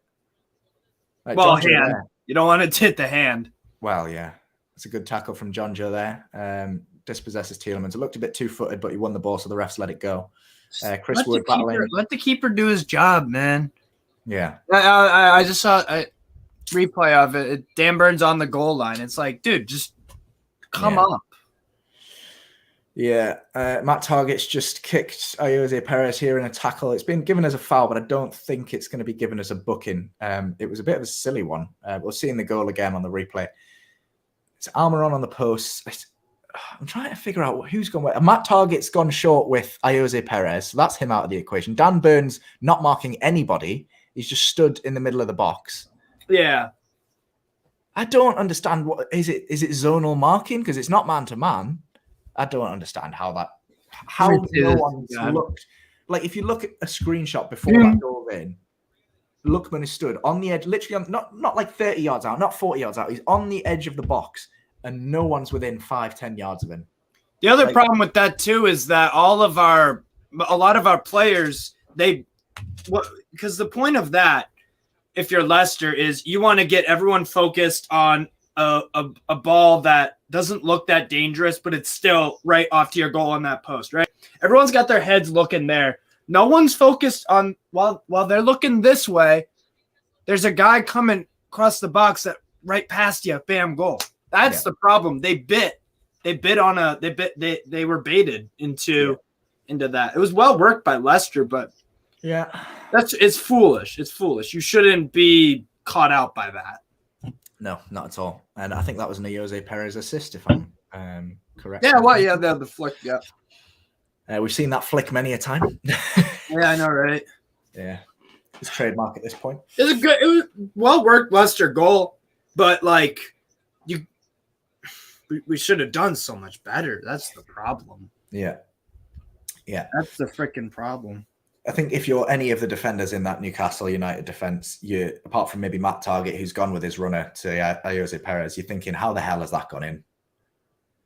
And since that goal's gone in, we've looked a second off the pace. John Joe Shelby's put. I think a Burnley. Sorry to interrupt. I think a Burnley player is knocked out. I'm watching that game too, and someone's knocked out because one of the West Ham players is doing this, and there's a cart on the field. Right. In London. Sorry to interrupt, but no. Yeah, it's Vlasic who's crying, I think. Jesus. Crying, okay. Yeah, literally, he's doing this. Well, we hope whoever that player is okay. Might be Ashley Westwood, says Ben in the comments. Hope that they're all right and obviously get the medical attention that they need. Not good to see. Don't know what's happened in that game. I don't know if it's a clash or if it's just an off-the-ball thing where he's collapsed, but hopefully neither. And Cornet and Declan Rice are comforting him, but there's a lot. Yeah, here comes Saint-Maximin in our game, though. Terrorising James Justin. Pulls at the edge of the box. Bruno, poor first touch, slips over. Joe Linton comes in with a crunching tackle on Mendy. Great work from Saint-Maximin there. Fair play to him. Pulled it back to Bruno. Yeah. Just couldn't control the ball there. But yeah, unfortunate from him. And then Bruno goes and fouls Lookman in the midfield. Oh my God, there are my glasses. Jesus Christ. been looking for my glasses, but they've been behind my laptop this entire time. Hopefully whoever that Burnley player is, if it is Ashley Westwood or someone else, then hopefully they get the medical treatment they need. Hopefully they get seen too. Welcome to our Twitch watchers as well. Cecile, I think that's how you say that. Oh my God, is Ashley Westwood's leg. So okay. Right, well, okay. That's better than some things. So clearly a bad injury for Ashley Westwood there. Oof. Very poor defending again from Newcastle. Tielemans just has waltzed 20 yards forwards. No pressure from anyone. The back four just backing off him. And then he gets what looks like a shot away, but he scuffed it. And it's gone well wide. For some reason, we're seeing the Leicester goal again. I'm not entirely sure why. We've been asked, do we know anything about the share contract situation? The club haven't really said anything other than that it's a work in progress. There's Carl with his Tampa Bucks hat. Where's your Newcastle top, Carl? I didn't get the memo. I forgot we were playing. I'm joking. I've got a few if you need one. Your collection is growing exponentially, mate. I'm trying to get Mulliner. I've already got a shirt that he doesn't have, so yeah, it's a nice shirt. That. Thank you. Yeah, I don't really know what's going on because I've not long got back from work. I've just seen Lookman's goal. Other than that, yeah. It was a good. I want to give Leicester credit because it was a good set piece. They've obviously been working on that in training or whatever, but you can't fall for that. You can't fall for that, man. Leicester on the break now as well. Mendy's played a lovely ball to Lookman, who's offloaded it to Dewsbury Hall. Daka now, great recovery tackle from target, and Fabian Schär clears, but Leicester still have the ball. Jose Perez strikes, deflection, Dan Burn, corner, Leicester. Where the hell's my remote? Oh, and Carl also, it looks like Ashley Westwood broke his leg. Oh, really? Yeah. In the West Ham Burnley game, Vlasic and Westwood was trying to get a ball in midfield and like extend his leg out, and Vlasic just tripped over him. So his studs were caught in the ground, Westwood, so his leg bent in a very, very not good way. Yeah. Lookman with the corner. Big Dan Burn heads away. There's a pile of players on the ground. It looks like Amartey and Bruno are collided at some point there. Hopefully nothing. Oh, go on. Saint-Maximin. Great ball. I think that's Shelby that's picked him out. Saint-Maximin's got two defenders ahead of him. Breaks past Dewsbury Hall. Goes inside. Oh, it's a great recovery challenge from Dewsbury Hall. That is fantastic defending. Oh, that was such a nice run. That's unlucky. Great defending from Dewsbury Hall in all fairness, but good from Saint-Maximin. I don't know who picked that pass out. It was either Bruno or Shelby. Great run. Great. Carl, can I interest you in a Chicago Bears football hat instead of the Bucks? No. I like the fact that it's salute to service, but yeah, not the team, brother. Not the team. Hey, we beat you when you won the Super Bowl because of Brady scrub. I remember it was a Thursday night game. That was hilarious. I had 3 downs. I thought it was 3rd down. I'm just rewatching this Lookman goal again. Yeah. What minute are you guys on? Because I caught you on the watch long saying that there was an issue with Dan Burn or something like that. Yeah. It was a long ball over the top, just kind of hung up on the edge of the box. Dubravka came out to clear it, jumped actually over Dan Burn to head the ball rather than catch it because it was outside the box in the end. Has ended up kind of elbowing him in the face and kneeing him in the shoulder at the same time. Oh, nice. Looked like he was knocked out for a period of time, but it was probably a shoulder. He's got some strapping under there from the start of the game, so he's probably carrying an injury that's just flared up when he's being crocked by his goalkeeper there. It's there. Carl, fuck off. It's not fuck off with that Bucks hat. Fuck, man. Do you want me to put this on? Yeah, go on. It might be summer now, but you've got to put your beanie hat on. I will in a sec. Yeah, since that goal, it's kind of been all Leicester. We've had the one good break with Saint-Maximin from a Leicester corner, but a great recovery from Dewsbury Hall. Yeah. But we've not really struggling to get a grip in the game. I said that at the start of the game that I thought we'd have the best of the midfield, but Nampalys Mendy has been outstanding really for Leicester so far. He's been first to every ball and his distribution's been fantastic. But that's a nice turn from Almiron. He's played in Kraft. There's got 3 on the right-hand side. We've got Kraft, Almiron and Guimarães. Guimarães turns back, dispossessed but only giving the ball to John Joe Shelby. Left-hand side with Matt Targett. finds that saint-maximin on the wing. He's one-on-one with James Justin. James Justin offloads it. Joe Linton goes for the strike. Deflected, and Leicester will come away with the ball. Oh, no, they won't. They've given it away. Kraft picks his head up. Plays a 1-2 with Guimarães. Dangerous position. Kraft, can he whip a ball in? Does.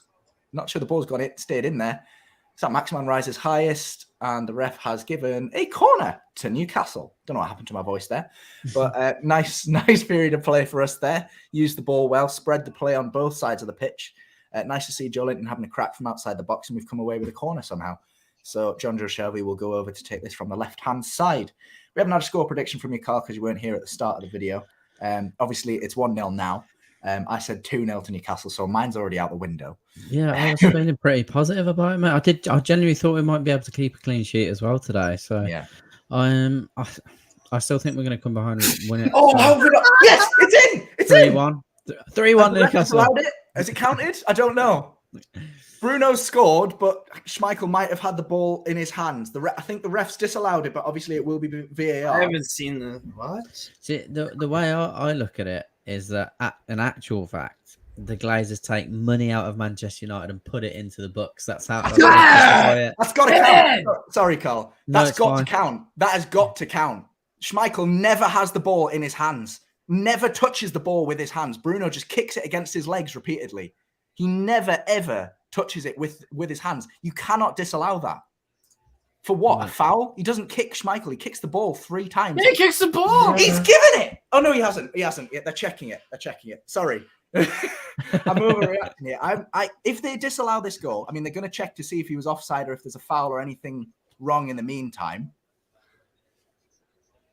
I think they're checking to see now if Dan Burn or Chris Wood, whoever's headed that ball, I think it's Dan Burn, has fouled Amartey as he goes over the top of him to head the ball. But Bruno Guimarães does not foul Kasper Schmeichel here. He's going to the monitor to check it. I will be absolutely amazed if they disallow this, because the ref didn't blow his whistle until the ball was already in the back of the net. So if they disallow this, I will be absolutely amazed. Surely it's got to be 1-1. I'm a little bit behind, to be fair. Well, you'll see me celebrate. I don't understand how they think that can be a foul. I mean, you need another angle. I don't get it either.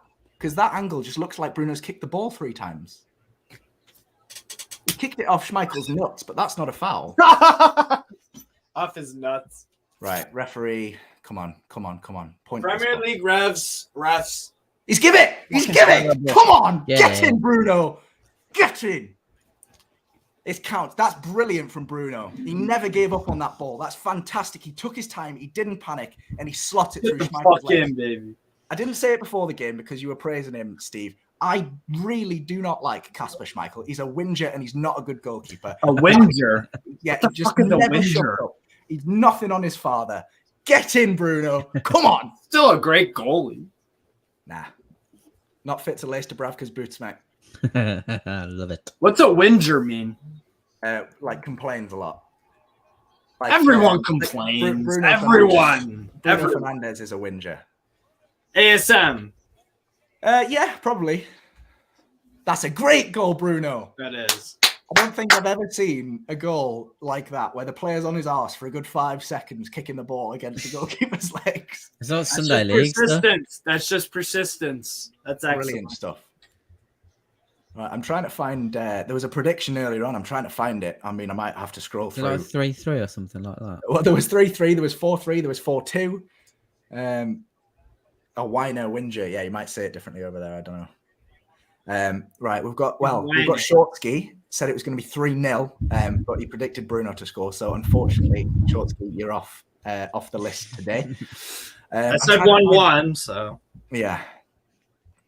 Still think I found the one I was looking for. Andrew Johnson, 2-0, the Brazilian boys. Love it. Not quite, but one of the Brazilians is on the score sheet for you, Andrew. So good prediction so far. Yep. Score could be 2-1. We did have a fair few 2-1s. We had a couple of 3-1s as well before kickoff. Oof. Burnley goal. 1-0 over West Ham. Wow. That's brilliant. Leicester have now conceded the most set-piece goals this season of any team in the Premier League. Interesting. And you know who isn't in their lineup at center back? Fofana. Excuse me. So since the restart, it's been a fairly even contest. Look like we've got a bit more life about us, though. So Chris Wood and ASM collide there. ASM kicks Wood in the chest by accident, but ASM looks a bit more lively. He's looked for a ball in behind. Almiron, can he? That's a... Oh! Go on. That's a pen! Penalty! How is the ref not giving... Oh, I need to see a replay, but it looks like Soyuncu panics there and fouls Chris Wood. Obviously, it will be VAR'd, but Newcastle are all over Leicester at the moment. Leicester cannot get the ball down. Bruno Guimarães, fantastic play. It's gone out for a throw-in at the other side of the pitch. And there's an injury to Leicester as well. I'm not sure who that's down, but it's on the right-hand side of the pitch, so it could be Perez. I believe they are going to go to VAR. That's a fucking pen. Give me a break. Soyuncu knocks the ball sideways. Wood. Oh, I don't know. He kicks the ball through Soyuncu's legs, and it does hit Soyuncu as he tackles. Yeah, I don't think he can give that as a penalty. It's strange. Right. Breathe, everyone. We might have a short break now while the player's down injured, but it's currently 1-1. I don't think that's going to be given as a penalty. Burnley are actually 1-0 up against West Ham. Wout Weghorst has scored in the 33rd minute for them. Yeah, it was good header inside the box. Yeah, it was Ashley Westwood that went off injured, and Josh Brownhill's replaced him in that game. So West Ham not the happiest of teams at the moment. Come on. Top four battle is strange. It's a bottle battle, literally. Yeah. It's a battle of the bottle jobs. I know, preferences aside, because I think I know who we'd all prefer to go down. Obviously, the bottom two teams, Norwich can only get 39 points, and that's if they win all their games. Watford can only get 40, same thing. Burnley, Everton, Leicester, and to some extent us as well. We're down at the bottom. Who realistically is occupying that third spot for you guys? I just think with I want to say Everton because I think they've got a tough run of games, but realistically, I think it might still be Burnley, personally. No, I mean, if they walk away at 3 points today, that's an away win for them. Everton haven't done that since August. That is huge. How can I, if you're looking at it from a gambling perspective, how would you feel safe betting on a side to survive when they haven't won a Premier League home game or an away game since August? Yeah. That means you have to be perfect at home, and they're not. They're outside the top 10 in terms of home form. In the meantime, Steve, sorry to interrupt you, but we've had a corner taken and deflected away by the Leicester team, and Bruno Guimarães picks out a lovely ball back into Matt Targett, who took the corner, I believe, in the first place. He gets a header on target. Unfortunately, straight at Schmeichel, it was quite far away for him to get that in, but it was some nice play, and we are all over Leicester at the moment. Almiron looks like he's enjoying himself out there. He's just done a nice little heel chop around the corner after he's dispossessed. See, that's what I'm talking about. He's got the technical ability. He just needs to get that consistency. Yeah. He's running his legs off in the middle is Almiron at the moment, as is John Joe Shelby, who's just nicked it off Mendy. But Leicester do still have the ball. Oh, that was good tracking from Saint-Maximin, to be fair. There was an overload on the right-hand side. James Justin made a lovely run into space with Tielemans on the ball, but Saint-Maximin closed that off fairly quickly. So fair play, credit where credit's due. We've stuck on a bit of a press at the moment. Almiron's dispossessed him. Oh, unlucky. Almiron dispossessed Luke Thomas on the right wing, and Joe Linton almost latched onto it, but it's gone out for a throw-in. That would have been Joe Linton one-on-one versus Soyuncu. Woo! We've all got a man crush on Bruno. Definitely. I don't want to go. I've got to go at half time and I don't want to leave. This is brilliant. Well, you got work or something? I'm actually off on holiday, mate. So, Kieran, the Watford fan, he's got Newcastle winning 3-2.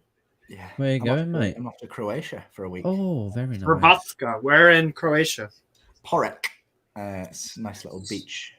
Delightful. Nice so going away. So hopefully I am coaching it there, not flying. Don't ask. So that's 30 odd hours on a coach starting at 3:30 tomorrow morning. So I've got to go get ready, go staying over somewhere tonight and then get. You know what's crazy is that I can make a drive and I can make a 30-hour drive and I'd be in the USA still. I think we go through about 4 different countries when we had a 30-hour drive. Yeah. More than 4. 6 or 7. I mean, Yeah, well, it depends. It depends. Crazy. That's crazy. Wow. What was the price difference between that and flying? It was just part of the package that we booked because there's a few of us going, so it's okay. easier for all of us to get the coach than a plane. So I mean, we make the coach journey fun. So definitely better, yeah. But yeah, since that goal, getting back to the football, not enough about my jollies. Back to the football. We've been in the ascendancy since that goal. Leicester struggling to get anywhere in our half really, but here comes Luke Thomas with the ball now. 4-5 men for Leicester. That's a nice ball, but Share playing a risky game there with Dewsbury Hall closing him down. Nothing new from Shar. No. Decides to go along, goes out for a throw in about on the halfway line to Leicester, but good defending from Share. Yeah, about 5 minutes left in the first half. Carl, I know you haven't been here for the full thing, but Steve, who's been your standout for Newcastle so far?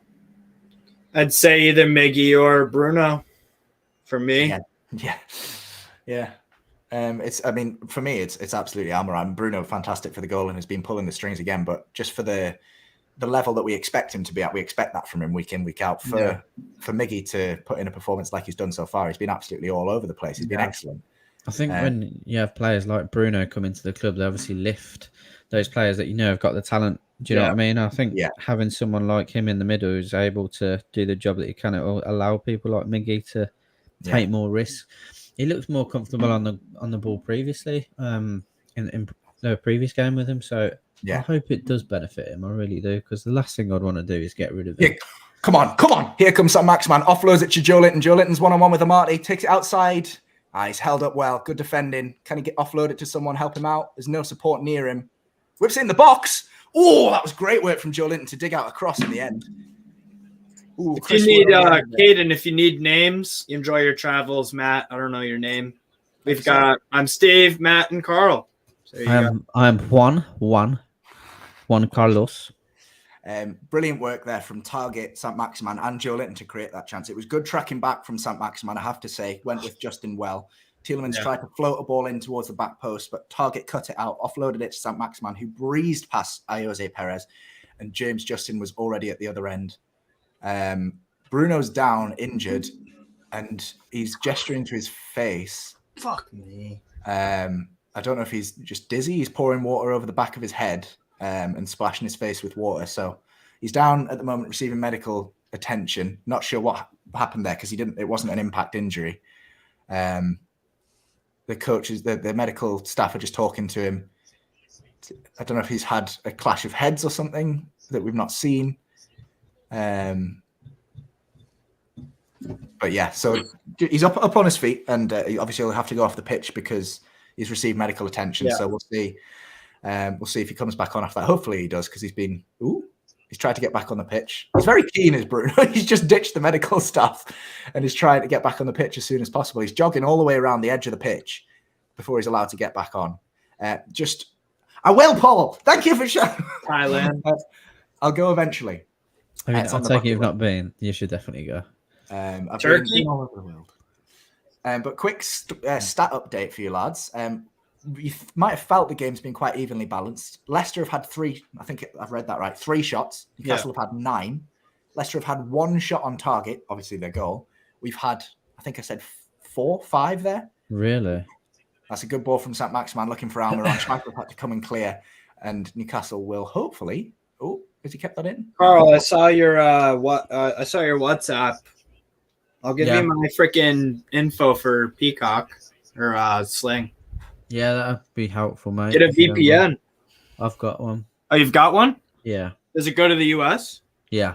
All right, you're in business, man. All right, let me just. 2 minutes ago here, till half-time. Newcastle in the ascendancy. Hopefully, after the half-time whistle, we can turn this around into some more possession and create some more chances. But we're definitely creating chances. We just need to start creating better ones. Chris Woods flashed a header wide as our most recent opportunity. Joe Linton doing the legwork to create that with saint-maximin.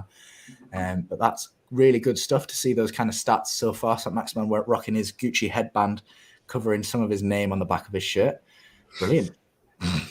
But yeah, about a minute and a half left. Schmeichel refusing to go short because pretty much every goal kick that Leicester have had so far, they've gone short, and Newcastle have pressed them so high up the pitch. Yeah.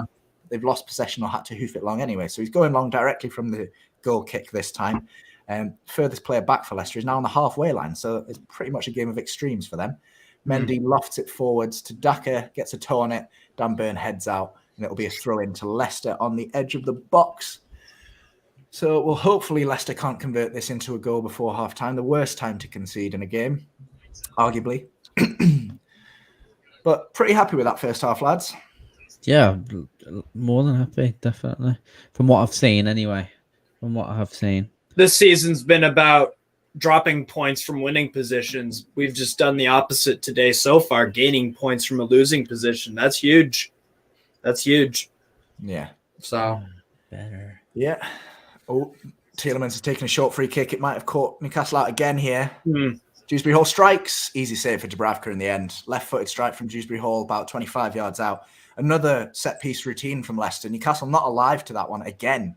You'd think they'll have learned from their mistakes by now. Dewsbury Hall strikes, and it's pretty much gone down Dubravka's throat there. Yeah. Rip out your intestines. What are you guys watching the match on? One of those streams? No, I live in America, so I've got it's on USA TV, NBC Sports. So I live in the Midlands, but I'm watching it on USA TV via Steve's details. How does it? Is it working okay? Yeah, it's perfect, mate. Thank you. Nice. Daniel Santiago, hello from Brazil. I'm a Newcastle fan. Nice. Hey, Daniel, question for you. Is Newcastle becoming more popular in Brazil by any chance? Hopefully. I think the correct, you're going to crucify me in the comments, Daniel, but bem-vindo. I think that's the correct way to say welcome in Portuguese. So welcome to the Newcastle fan base. Anthony, you're more than welcome commentating along. Hopefully one of the lads can take over in the second half because I am disappearing for the second 45. So hopefully they can bring you all the action. Every kick of the game so far. We've got, 5 minutes of added time. I presume Thanks, that's Anthony. Two goals, obviously, and Dan Burns' injury as well, and a couple of other injuries as well, actually. So 5 minutes of added time, one of which is already passed. I'll explain at halftime, Millie. I'm a USA fan, Newcastle fan. Why am a USA? And then Carl can explain why he's a freaking look at this fucking guy with his Buccaneers. This prick. Jesus, Buccaneers. It's going to be a fun second half for you two, wouldn't it? Not yet a Target's whipped an early ball. They did. I just saw that missed penalty. That's bad. Yeah. From Cornet, too. Yeah, he's been off the boil in the last couple of games, but Target's just whipped a lovely ball into the box there. It's behind Chris Wood, but Almiron was lurking. It's just behind him, so he's leaning back and ends up skying the shot, but it was a nice ball from Target. And Almiron, if he gets his head over the ball there, that could easily have been a goal or at least a shot on target. What the fuck? Steve's off to go insect hunting. Oh, it is. Oh, that's cool. That's a handball from Perez. Oh, Shelby's decided to go long. Over here, you. Are you okay, Steve? Yeah, I'm fine. Are you sure? Leave you to it and let you deal with it. Oh, dear. All right, he's buggered off, as you guys would say. No, just a tiny little one. If it was a big one, I'd be no, actually, I'd do the same thing. I like spiders. I got nothing wrong with spiders. Oh, Almiron. Go on.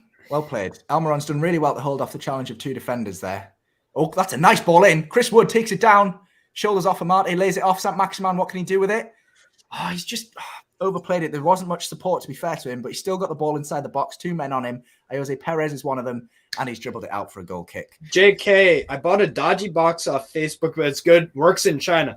Look, if your box works in China with all the technocratic BS that those guys are up to, that's an amazing box because obviously in China they censor stuff off the internet and it's very, very, yeah.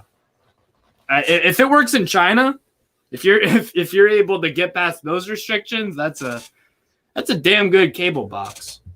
Holy shit. Yeah, good play from Chris Wood. And I think it was Fabian Schär that played the ball over the top there. That brought it down and offloaded it to Saint-Maximin. But not a lot of support for Saint-Maximin, to be fair. He did his best with the opportunity that he had. But yeah, not a lot of support because Chris Wood was kind of out of the game after he played that pass. And the midfield didn't get up quickly enough, so ended up dribbling it out for a goal kick.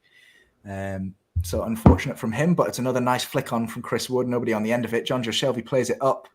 Luke Thomas heads away. And we've still got possession here. Bruno brings it down in the midfield. He's been wrestling with Mendy there. And then Tielemans just absolutely wellies it clear. We're playing a bit of ping pong at the moment. Daniel answering our question about Newcastle's growing popularity in Brazil. Yes, it's becoming popular. We really like Bruno and Joe Linton. Nice. And I hope one thing I want Newcastle to do is I want to establish connections like scouts. I want to heavily scout South America, heavily get partnership with like Ajax, Red Bull Leipzig, that group, because they produce young players and a lot of them are excellent. So definitely, and especially Primeira Liga, because they've had a lot of Portuguese players coming over to the Prem. They do really well. Luis Diaz being the latest. Yeah. He's gonna be a star. I'm telling you. Yeah. Anthony, never watched a watch along before with us. Be watching again. It's been good crack. Yeah. Hit the subscribe button if you haven't. Yeah, appreciate you watching. Appreciate you getting involved in the comments down below. It takes something to do that. Not everyone gets involved, but please do. If you are watching at home, get involved in the comments. Drop a like on the video if you haven't already, and subscribe to the channel because we got some great content. Not just today. Obviously, we've got the watch along right now. We'll have the live fan reaction with Steve. Carl, will you be around for the fan reaction later? I won't be, unfortunately. I've got to grab the little man. Unfortunately, Carl will be here. Steve will be here to keep you company, which is absolutely brilliant. It's halftime whistle's just gone, but you can have your say after the game has finished on the live fan reaction. We will have scoring the players from the ground and live reaction from the lads that are at the ground as well. And not only that, coming up in the next few days, the Greenwood and Mulliner show will be back with a fantastic interview with Olivier Bernard, Ollie Bernard, who the lads have come up and visited this weekend in his pub in, I think, Blythe. If I'm correct. So that's a cracking one. You do not want to miss that. But it's halftime, 1-1. Newcastle drawing the game, probably the better of the two sides. And hopefully we can continue that into the second half. I'm going to love you and leave you guys right now because I've got a dip. But hopefully you two can bring a bit more good luck. Carl, you brought the good luck with the goal. You weren't here for the first one, but you were here for the second one. So hopefully I'm the bad luck and you're the good luck. Out with the old and in with the new. And keep it going, lads. And don't forget, guys, in the comments, drop a like and subscribe. Please. I'm begging. No, I'm not begging. So easy. It's so damn easy. So easy, so free, and it helps us out as well. But yeah, take care, guys, and hopefully we can come away with 3 points. Take it easy, mate. See you later. Go. Goal. That's a fucking goal. Do not fuck over Strasbourg. Do not. That pussy old goalie. Anyway. Yeah, I'm a season ticket holder. Unfortunately, I've actually not been to a game this season. It's a running joke in the WhatsApp group. So Sam and the likes are using my season ticket this season. I've actually not used it. I've recently become a father, so that is my excuse. Yeah, kids will do that to you. 100%. But as Matt said, hopefully we can come away and kick on and get some more goals out of this game because it looks relatively positive. And obviously Miggy Almiron's been the standout for the majority of us. I've just seen in the comments that people didn't like Shelby in the first half. I didn't think Shelby was good or bad. I thought he's pretty neutral. The marking on the goal would be my biggest complaint, but that's a team thing. Yeah, that's my thing. No one really is singled out for that, I guess. BL Duff got the split screen thing going on. I've got, if you want to see split screens, 1, 2, 3, laptop, iPad, phone, another TV. Watching my favorite team, Newcastle, and watching my favorite player, Alphonso Davies, as Bayern München are on against Arminia Bielefeld. The other game I got on. I love Alphonso. Just into response to your earlier comment, Bucks. Yeah, why the Bucks? I'm not a glory hunter. I've supported them since my first affiliation with them was I was lucky enough to go to Florida, my first holiday in the US, which would have now been like 16 years ago. So stayed in Orlando, and first NFL jersey I bought was a Tampa Bay one, so it kind of went from there. 16 years ago, where were the Bucks? Didn't they win The last time we won the Super Bowl was 2002. Yeah, that's what I'm saying. So it was about 3 years after that. Yeah. So we weren't doing very well at all by that point. Well, the Glazers were owners, and they were actually at the bottom of spending on contracts and stuff. and putting money into the team. And then, I didn't really start taking it seriously until maybe the last 6 or 7 years. So enduring the Jameis Winston era has been a roller coaster. I have enjoyed it though. So the Tom Brady stuff was just like scared the hell. You were probably scared as hell when he retired, and then he's like, "No, never mind. I'm just kidding." Yeah, it was crazy. It's like we won the Super Bowl, and then all the talk come out about Newcastle being taken over. A year before we actually were taken over. So I was like, we're the best NFL team, and we're going to be the richest club in the world, which obviously took 18 months after that to happen. So, sport for me has been unbelievable in the last 2 years. You can't say the same about our poor friend. Bengals. Never mind. Well, the Bengals before this year. He's a Bengals fan living from England. He's a Watford fan. Yeah. Bengals. If we were talking 2 years ago, Watford and Bengals fan. Poor guy, but. Bengals have one of the best teams in the NFL. They were so good last season. So good. They were they fucking hold on. The Bengals were unbelievable last season. They went to the Super Bowl. So good. Yeah. Hey guys, love the channel. Steve, you're a legend. Thanks, Ciderman. I appreciate it. Ian Dixon, who scored, lads? It was Bruno Guimarães. Bruno for us, Luckman for Leicester. Who have England got next? Probably some friendly. I honestly don't know. I've stopped following England. I really have. I just find it so boring. I really do. USA. Pick us. I have more affiliation with the USA than I do with where I actually live. My best friend lives in New York, so I try and get over there as much as possible. BL Duff is a Cowboys fan forever. Oh, God. I'm just hoping to outlive Jerry Jones, the most meddling owner in all professional sports. That guy's a nut job. You can't say he puts money into the overall team, but Jesus God, you get it. It would be like if Sir Alex Ferguson made every single decision because he's old as hell, and it's like just hire someone. Ryan Healy, who would you like to sign in the summer? I was going to say Steve's definitely the best person to answer this. He's my number one target would be Christopher Nkunku. Number one target. Transfer marked. He's worth about 75 million. He's got 50. He's got 31. He's got 30 goals, 18 assists, 48 goals and assists in think about 45 games. He's just been lights out. He's been lights out. He's been the second most prolific Frenchman in all of the world this season. So I would go Nkunku. I think he might go to somewhere like a Liverpool though. But if we could get Nkunku, that would be he'd become a club legend. I'm no doubt about it. For me, I'd quite like to sign, just in terms of Premier League proven, Jesse Lingard. I'd like to get him. But go back to Steve, why he supports Newcastle. Yes, because I had that question. Oh, Strasbourg goal. Let's fucking go. All right. Newcastle fan, long story short, my mom works at a local bakery. And in America, you've obviously got people from everywhere. So, that's a bakery. Bakery t-shirt, bagel shop. Sorry. One of the guys that goes into the bakery that's a regular when she works there is this guy named Steve from Newcastle, and his wife is Scottish. So he supports Newcastle, and I just got to know him more. And he bought me a 2018-19 third shirt for, I just gave it to me, and he's like, "That's your team." So I'm like, "All right." Fair enough. Basically, I know someone from Newcastle who lives in the States, his family friend. What's that shirt you've got on? It's beautiful. Yeah, I'll go full screen for a minute. It's from 1989 till 92. We got promoted in this one in the early 90s and got relegated in it too. It's such a nice shirt. It's the one that came out when I was born, and I was born that year. Yeah. It's such a nice shirt. Yeah, and How it's much got you pay for that one, mate.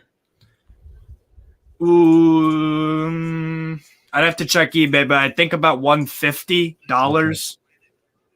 It is a little bit. It's a little bit worn out, but to be honest, I wanted it, and it's better than it's not completely worn out at all. Like my shirt collection my shirt collection is pretty good. Sam's shirt collection is ridiculous, and Steve's is just going to like another level. Mine is growing. Mine is growing. Does Sam have the retro shirt? No, he does, right?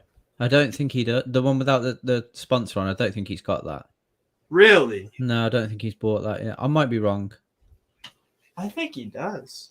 I don't know. I could be wrong. Like, I pull things out from when I go to Mum. Dad's like, oh, I've found like a 95, 96 Adidas training sweatshirt that try and like squeeze into, and they end up just like that, just on hangers, hanging up in different places. So I'll have to change things around. Thanks, Ryan.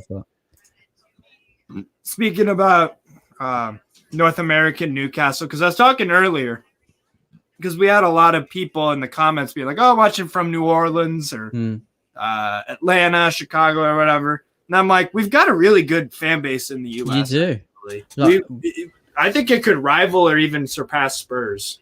Before you joined the channel, the amount of, it was quite comfortably 50% of the people watching on the watch alongs were from the US, especially during the lockdown period as well. And it was such good interaction, and it feels like that's starting to come back as well, which is great, because I agree, like there is such a vast support for Newcastle United across it over in America. It's fantastic. Yeah, like I said, I think it's a little bit. It either will become more than Spurs. Well, it could be bigger than anyone if we're Champions League winners and all that stuff. Imagine, it feels so weird saying that, doesn't it? I know, right? But yeah, we'll talk a little bit about the game. Andy Bell says J7 probably has been the least effective for us in midfield for a change. Yeah, I think he's coming back down a bit to earth with this performance, but he hasn't cost us anything. He just hasn't been at that level yet necessarily. Shelby's been a pretty dang average. Yeah. Target Bruno, and I'd add Miggy too. Miggy's been hungry. Extremely hungry. Should the Chris Wood one been a pen? Did you see that, Carl, by any chance? I did. I thought it would have been harsh to give it personally. Yeah, same here. I didn't think there was enough contact. That Leicester goal looks worse watching it back. Good set play, my point. But terrible defending, it goes straight through Dubravka. See, and that's my problem, is that we bit on the fake. Because that's what it is. It's meant to get all the attention away so that someone can run in the box. And we walked into it like a mousetrap. That's the problem. Have you got an address to send shirts? I keep buying a ton of them. Yeah, I just send them to my house on eBay and stuff like that. Yeah, man, that's cool. Funny how the bakery kid actually came up and your pal's wearing a shirt with bakery in it. I used to be a baker, I swear I did. That's hilarious. There's loads of Newcastle fans all over the world. I watched us lose both FA Cup finals from a pub in Houston full of Newcastle supporters. From Houston, so what was the last FA Cup final? 98? For Newcastle, it would have been it was 99-2000, I think, and then there was one the season before. So Jesus Christ, that's crazy. We got beat by Arsenal in one of the semifinals, right? I think it was Arsenal in one of the finals and Man United in the other final, I believe, or vice versa. I can't remember. Or the semi-final, I can't remember. Jordy tuned for life. Me. Yeah. Front three are playing too far apart. I would say I kind of do agree with that, because there were a few times where Miggy is dropping so deep. He literally he goes wherever he wants, and that's great. Yeah. But I do think they are playing too far apart. And then ASM sometimes is on an island. It feels like ASM is up here, Wood is here, and then Miggy is somewhere. Yeah. So I feel like, if they can get a little bit closer together, I do feel like Shelby's got to step up a bit. He hasn't been poor by any means, and neither is Joe Linton. But Bruno has been doing a lot, pulling the strings. That's another quite a big supporter base that we've got over in Thailand as well. Yes. I interact with quite a few people on the Newcastle Thailand Facebook page. Right. I wish I was back in Bangkok. Bangkok is crazy.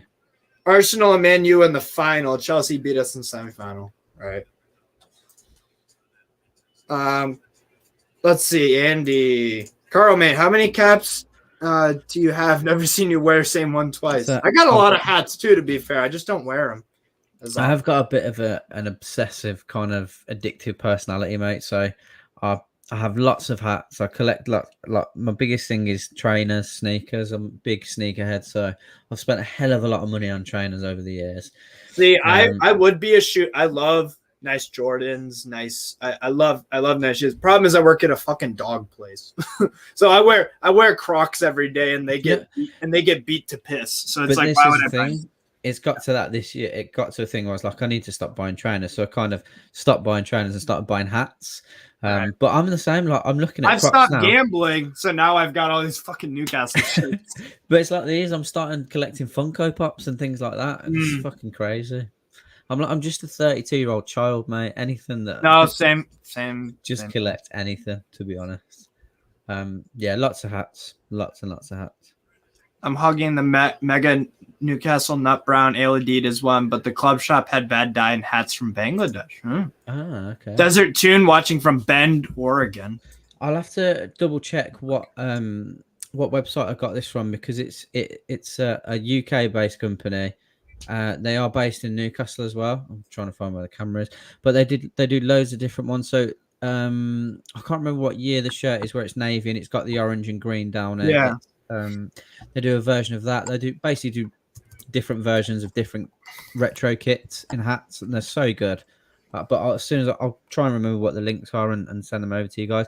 And to be fair, I keep forgetting to get things sorted. I've had fucking Celtic designed quite a lot of merchandise in terms of Maximin t-shirts, that sort of stuff for the channel that I need to get sorted and put on here. The designs are already done, so I'll be sending those out for you guys to have a look at. If you want to purchase them, all the money we're going back to the channel as well. Absolutely. So that's something we're looking to do. Rip out your intestines. I would say the largest international fan base has to be in Nova Scotia in Canada. That island pretty much belongs to us. I'm looking it up now. You can actually travel from train and plane because Nova Scotia's direct flight to Newcastle upon time. Wow. So like everyone in Nova Scotia is pretty much a Newcastle fan. Is that what you said? That would be so fucking cool. You can fly directly from, because it makes sense because Nova Scotia is more northeast than I am. So you can fly directly from Nova Scotia to Newcastle upon time. That makes sense if you want to go on a holiday or something. It's like your gate. It's like it would be their version of a gateway to Europe almost. The entrance to it, yeah. Well, that's sorry, mate. No, it's all right. It stopped pretty quickly, Andrew, after all those. We've been together 12 years and it stopped after about 10. She put her foot down. She was like, yeah, that's not happening anymore. BL Dup, does the EPL have cards? Oh, yeah. Yeah, absolutely. Like baseball or hockey cards, yeah. I have a collection that's worth a bit. I've got hockey cards, a bunch of them that might be worth something. My friend's moved to New York and he's big into collecting, obviously, baseball cards and stuff, but he was saying the same thing. He started buying a lot of Premier League stuff because they're worth more over in the US than they are here. Yeah. Like this stuff that you guys buy and sell over there that is far more valuable over there. Literally, we can get it in most shops. Second half picked up, by the way. Second half. Let's watch the game. Let's get involved in this. Toon Army Canada. .ca is the Canada. I'm looking it up right now. Canada-wide fan group. Great place to connect with Geordies and Toon supporters. There's city-specific pages for Toronto and Vancouver. You can connect with locals in two of Canada's major cities. And yes, one of them below in our links, you can find Toronto, Calgary, Vancouver, Nova Scotia, Edmonton, Ottawa, and Kitchener-Waterloo groups, which is a tiny town in Alberta. Amazing. So we've got an excellent fan base worldwide, and especially Canada and the US. It's Here's Miggy. Come on, Miggy. The town Dartmouth is basically full of Newcastle. I want to travel to Dartmouth in Canada and just be surrounded by Newcastle fans. I know, that'd be so awesome. I went around British Columbia for a little bit around Vancouver. But yeah, it didn't seem like football was big over there. I went to watch quite a bit of ice hockey over there. That was interesting. Geordie Empire has just started. Yeah, it's going to be fun, man. It's going to be fun. Clearly, ASM's been watching Grealish for 2 reasons. Gucci and then fucking like 5 combined goals and assists over a year. What minute are you on, Steve? 47-25. Okay, cool. We're pretty much bang on. What are you? 47-35 now, something like that. Yeah, what? 47. No, 47-46. Make that make sense. I'm in America, not using a VPN on a fucking TV. And you're in England. Using a VPN. Using... Over an internet connection. And you're like a few seconds ahead. Yeah. Weird. Fucking Roku.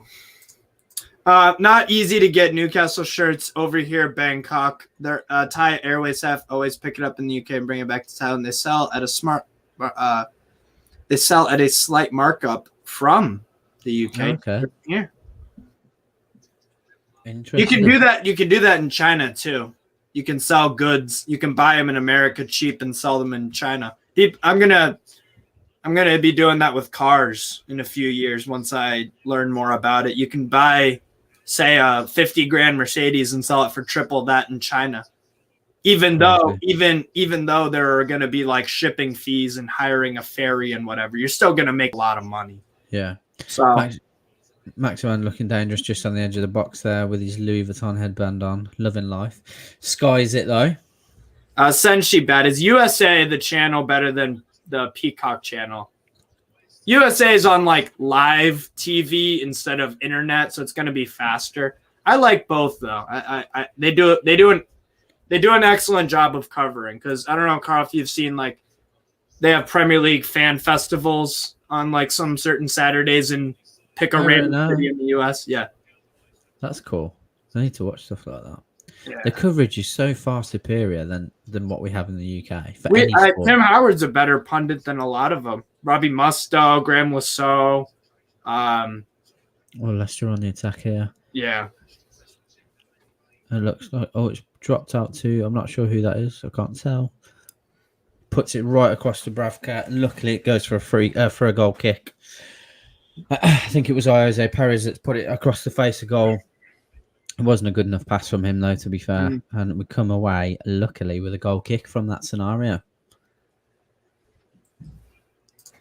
There's loads of Geordies here in the desert, too. I watched Plymouth away at a hotel bar in Doha. No way. That's crazy. That's mad. Wow. Yeah. No, that's the whole point of football. And well, specifically football, because it's the beautiful game and the world's game. But sport in general, it's just awesome that all these, no matter where you live, Doha, fucking Exeter, Nova Scotia, Watford, any of these places you can find Toon fans. That's awesome. Yeah. Need to change the ticker to say second half. Thank you. Do it, mate. That's fine.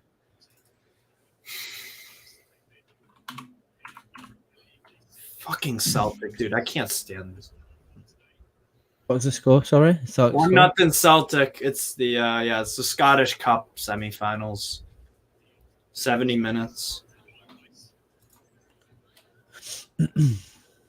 I tell you what, the Scottish fans, they're crazy compared to English fans. They are absolutely crazy. Yeah, they are a bit loose. Rangers, like they had before the game, they were literally like fireworks. It looked like Serbia, dude, with literal fireworks, flares. It's crazy. I don't know why the EPL. Well, the EPL probably got that shit out with the hooligan stuff in the 80s. Yeah. Lookman out on the left-hand side, just standing up target there. Leicester play it backwards. I live in Cape Breton, Nova Scotia, and I'd love to say, as a son of a Geordie from North Shields, that Newcastle's the most popular. My gut tells me the London-based teams are more popular. Well, they have a presence in Nova Scotia. I could come to that conclusion. Which is still crazy to me. Oh, yeah. Leicester just patiently looking for an opportunity to come about here. Leicester throwing over on the right-hand That side. was Wood been playing. He had a chance first half. I don't know. It's just, man, it's tricky. Thank you, Halftime TV. That's my friend Norando from Jamaica, actually. He's a good friend of mine. Keep up the great jobs. Thank you. West Ham need to do us and Sean Dyche Sadio and Burnley. Perez Still 1-0. It's a great ball across there. Great challenge. Leicester looking to put it back across goal. It's come back towards Lookman. Another great challenge. Who's that out on the edge of the box there? Looks probably going to hit that, and it's over. Leicester piling on the pressure at the moment. Yeah, they are. A lot of people don't know that London Mags is an actual thing. Yeah? Yeah. I know one of my buddies, Jason, lives in London, and he watched football in the 90s and was like, I want to support Newcastle. So they want that time period is definitely, they won over a lot of neutrals. Josh from the channel. Yeah, Josh is also London based, but a Newcastle fan. Yeah. Awesome. The movie Goal was a hit all over the world. Yeah. If you've not seen it, being an international fan, you need to watch Purely Belter as well. I don't watch movies that much, so I haven't seen that or Goal. I just don't watch movies. I'm too focused on the footy, man. I'm just way too focused. I think you would like Purely Belter though. It gives you kind of sense as to like the magic behind the city, if that makes sense. Purely Belter? Yeah. I wonder if that's on like Amazon or something like that. Should be able to find it somewhere, mate. Yeah. Leicester free kick here, but the ref allows them to play advantage. Coming down the left-hand side, Perez. It's a comedy drama film about two teenagers trying to get money in order to get season tickets. It's so good, mate, honestly. Yeah. So funny. But you'll just get like an insight as to what Britain was like in that era. It literally is the epitome of Newcastle at that particular time. Yeah. And probably now, look, kids of that age growing up, like all they care about was Newcastle United. Yeah.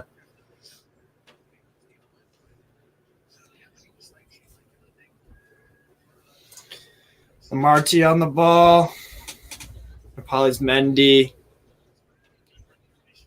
Back to Thomas. Soyuncu on the ball. I respect Soyuncu for the man bun.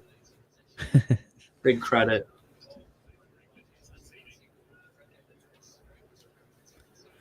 The pace has dropped significantly, hasn't it? Yeah. No, the first half was pretty up, and yeah. I do know he's done it. Oh, great last-ditch challenge there. I know a guy that told me the Newcastle shirts reminded him of prison uniforms. But what, is it like? Ooh, great challenge on wow. Was that Dewsbury Hall? Yeah, it was. Carl, I was doing this thing the other night with Dandy because we're going to be doing 10 over the summer for transfer stuff. I'm going to be picking 10 different leagues and a player I want from every team that Newcastle should buy. Who would you take from Leicester? You could, if that's kind of realistic. I'm trying to think of where I'd like. My pick would be Fofana, but I do think he might go to a top side. But I think my pick was either Fofana or I forget the other. I wouldn't be against Fofana either because I think we need to strengthen in that position. I like Lookman, but I think we're pretty strong out on the wings at the moment. Lookman would be a good bargain, I think. Yeah. Just he would remind me of a Damari Gray. Maybe not that cheap. He wouldn't be that cheap at 1.5 million pounds or whatever it was. But it wouldn't be anything extravagant over 30. You could get him for 20. But then obviously the talk of Tielemans as well. Problem with Tielemans is that it's rumored he wants to go to a Champions League club. So that the realistic thing. Maybe if we threw a bunch of money at him and we convince them that this is a project that will at least get. We're looking at Europa League. I feel like if we had an amazing transfer window, that could be a deadline date deal thing. If we construct one of the best rosters in the Prem, go from 0 to a top 5 team on paper, maybe we could get that. Yeah. Which isn't out of the equation with the money we've got. So no, you can never say never. You'd say Tielemans would be your number one. If there was a possibility that it could be that we could make it happen, then yeah. Yeah, me too. I think he's brilliant. He scores belters too. Yeah. But then it's as much as I like our midfield at the moment. That's the only thing. Do you know what I mean? People might laugh, but in the current form that we've been in, I wouldn't say he walks into the side. You know, when Joe Linton's been at his best, and obviously Bruno in there as well, and then you've got Joe Willock and Jonjo Shelvey performing. It's a difficult. I do. People will laugh that aren't Newcastle United fans, but at the moment, I feel like it's a difficult midfield to break into. Yeah, on form, absolutely. But the thing is that we need depth. We do need depth, 100%. But don't get me wrong. I'm not saying that like Jonjo and that are better than Tielemans. Yes, Rangers! Fuck yes! Get in! Yes! 1-1, 77 minutes. Fuck yeah. By the way, about Rangers, they've got Tavernier used to be for when was he at Newcastle, Tavernier? Oh, James Tavernier was a long time ago. 2013, 14? Yeah, like that. Maybe a little bit before that. I can't.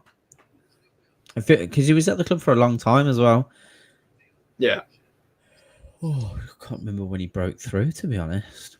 Because he's hitting his prime, man. The past few years, he's been scoring an absolutely, and not just in Scotland. You could say what you want about his stats in the Scottish Premiership. It's probably on par with MLS, maybe even below, or only a little bit above or below. But I'm talking Europa League. He's been excellent. He scored 2 goals against Braga the other day to get them past. So he can compete with the best of the best, or second tier. That's still strong.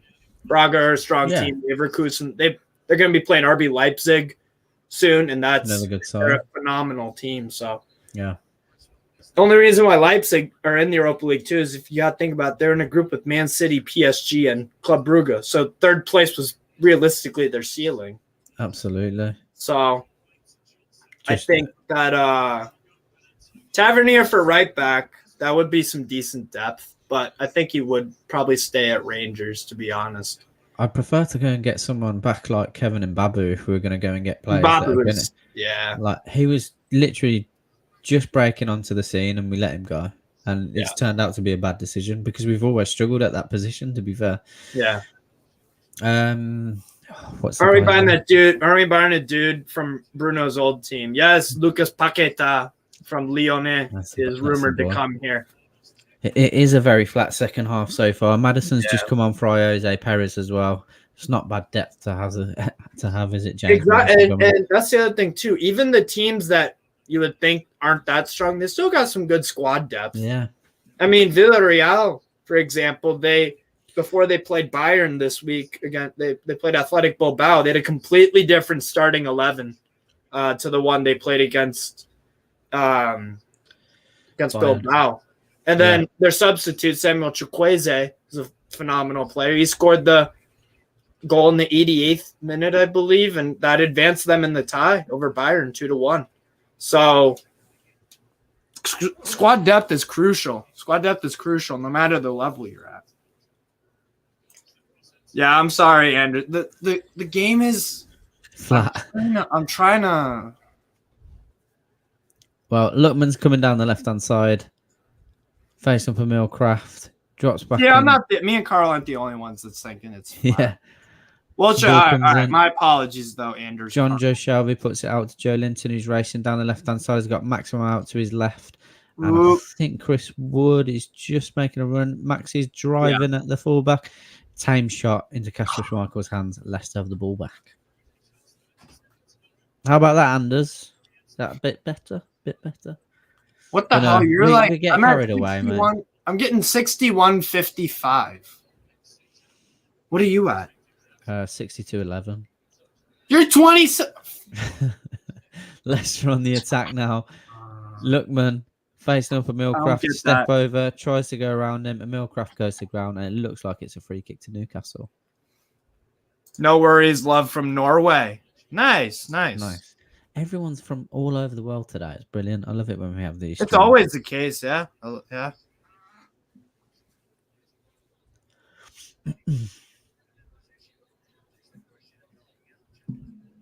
I do like how the game's playing out, though, because this is kind of what we were at the whole game for Wolves. It was there wasn't any bite about it. There wasn't any. It's just kind of we were trying to do stuff, but Wolves were pretty strong. Another one from Norway, AABH 187. Nice. Bit of fans is 92. Awesome. Absolutely awesome. This shirt that I have on will bring up it's pretty familiar then, yeah. Hey, Rangers! Is that offside? Fuck. Damn it. Oh well. Leicester back on the attack here. Lookman in space. Travelling down the left-hand side, looking for a pass. Newcastle doing well to close down. Bad turnover, Wood. He just headed it sideways and then Maddison on the ball now, puts it out wide. Leicester haven't really got much going forward. ABH, another Norwegian. Joe Linton He's been on the ball. Newcastle fan since he was 8 years old. Awesome. 95. Wow. Bruno racing forward. Out wide. I think that's gone to Miggy there, who goes back inside to Millcraft, back into Joe Linton, who is tackled. Leicester back on the attack there. Luca Felto, love from England. Where in England, by the way? Laughing Viking, love from the States. What about you, Laughing Viking? Where in the USA? Can Maxi stop throwing a tantrum? That's always been my biggest complaint. Look, I rate the guy. Isn't it? I rate the guy. You can't say that I don't. I love him. I want him to stop that though. Yeah, it's frustrating. I don't like when anyone does it. I really don't. Oh, Maxi's absolutely sold him there. Maxi driving forward. Oh, Miggy, you've got to anticipate that better. Maximan's done so well there to get us into an attacking position, and Miggy's just unaware of the ball coming from behind. Laughing Vikings from Indiana. Oh, well, I'm from Chicago, so that's only a state away. Nice. James Madison's fallen over. Newcastle back on the ball. Chris Wood goes out wide to Joe Linton. Maxi again driving forward. Joe Linton out wide, far left. Maxi whips it in. It's a terrible cross. Bruno, nice. Out for a goal kick to Leicester. Anders Carlson got to meet Sir Bobby Robson for an hour at St. James's Park before the derby against Slant. Nice. That's awesome. James S. Every time I think he's talking about ASM. Every time he loses the ball or misses a shot, it does. Yeah. He's got to just focus, man. Fucking toi. 1-1 against Strasbourg, my favorite French side. Nice. It's not nice, Carl. We're drawn to a fucking relegation team. We're battling for UCL. Harvey Barnes coming on for Lookman. Again, good depth from the bench there. Harvey Barnes, another fluid player. That's my biggest thing that I want addressed in the summer is that in nearly every game, bar the exception of probably the Cambridge one and Burnley, the when you look at the benches, Dwight Gale isn't a goal threat, and they've got freaking Harvey Barnes. They've got so many goal threats, and we've got freaking Matt Ritchie, who's good at bringing balls in. I think he's an effective left wing or left midfield, not a left back. He could definitely put a ball in. You can't take that away from Ritchie. I like him a lot, but he's not a wing back or a left back. Maxi's done very well there. Oh, Luca Felto from England. Little pass there. Miggy with the Meg. Southampton. Emil Kraft. Nice. Emil Kraft done a good job on Kevin Lookman as well. Yeah. I will say that. John Joe Shelby looking for an outlet here. Goes back to Dan Byrne. Matty Target on the ball now. He's got nothing really. He comes back inside to Joe Linton for the 1-2, and it would have been a great pass if not for the interception from the Leicester defender there. Still 1-0 Burnley. Newcastle starting to look like they're opening up a little bit here. Yeah. Good. Miggy inside to Bruno. Bruno does well to hold him off. Emil Kraft just anticipating the wrong ball. Bruno hasn't even made the run. You've got to say, speaking as if removing bias aside, who's been the better Bruno of late in terms of form? There's only one Bruno. It's Guimarães. Problem with Bruno Fernandes is ever since he got that new contract, he's been shit. He's been really bad for them. John with a long ball forward there to Miggy, who's done really well to hold that up, but his pass was terrible. Bruno with the challenge. Joe Linton chests that back down to Jonjo Shelvey. Manages to find Bruno, who's tackled, but it's a Newcastle United thrown inside the Leicester half on the right-hand side. We're looking at a lot more lively with 22 minutes to go of normal time at the moment. Joe Willock warming up. Jacob Murphy warming up. They'll both be coming on. Willock's coming on for... I can't see who that is. Oh, Chris Wood. Joe Willock's coming on for Chris Wood. Interesting. I actually that's not a bad idea. That's really not a bad idea because clearly Willock can score goals. Try him as a false 9. Why not? Yeah, maybe. Jacob Murphy coming on for Miggy. If Joelinton, if Eddie Howe can see that, okay, Joelinton's not a forward, he's a midfield because I can evaluate his talent. Maybe this is a moment where Eddie Howe's like, I'm going to try you as a striker. Miggy's had a very good game, to be fair to him. He has. Deserves the plaudits for that. Jacob Murphy, hopefully he can be a bit more direct. It'll be interesting to see what he's going to do. Okay. Done Maxi down the middle. I was just going to say it'd be interesting to see what's happening, but there it is. Chris Wood off for Joe Willock. Joe Willock slotting into midfield with Maximin looking to go down the middle, and Jacob Murphy straight swap for Miggy Almiron. I know, right? Why pass back, Shelby, for fuck's sake? Yeah. That's the thing about Bruno is that he doesn't pass back unless it's the actual smart thing to do. Yeah. If he knows that it'll lead to forward progression. As soon as he gets on the ball, you can just see that he's a step above everyone else in terms of his vision. Absolutely. BL Duff. Funny how many athletes look at their bank statement, then forgot what got them into big money in the first place. The Man United fans pay for his salary because the Glazers haven't put a penny into the club. They bought the club on debt. So he owes the fans just like any athlete for any team, regardless of the sport. You owe your fans, at least you try your hardest. You're not going to win everything, every single game. You're not going to be stellar, but the petulance and attitude really pisses people off. Leicester City have had 67% of possession to Newcastle's 33 with 368 passes to 181 of Newcastle. 81 passing accuracy to Newcastle United, 62%. It certainly doesn't feel like those statistics have a true reflection of what's actually happened in the game for me. They've completed 330 passes to our 180. Yeah. But haven't done enough with it, clearly, because we've had the better opportunities on goal. They got the money.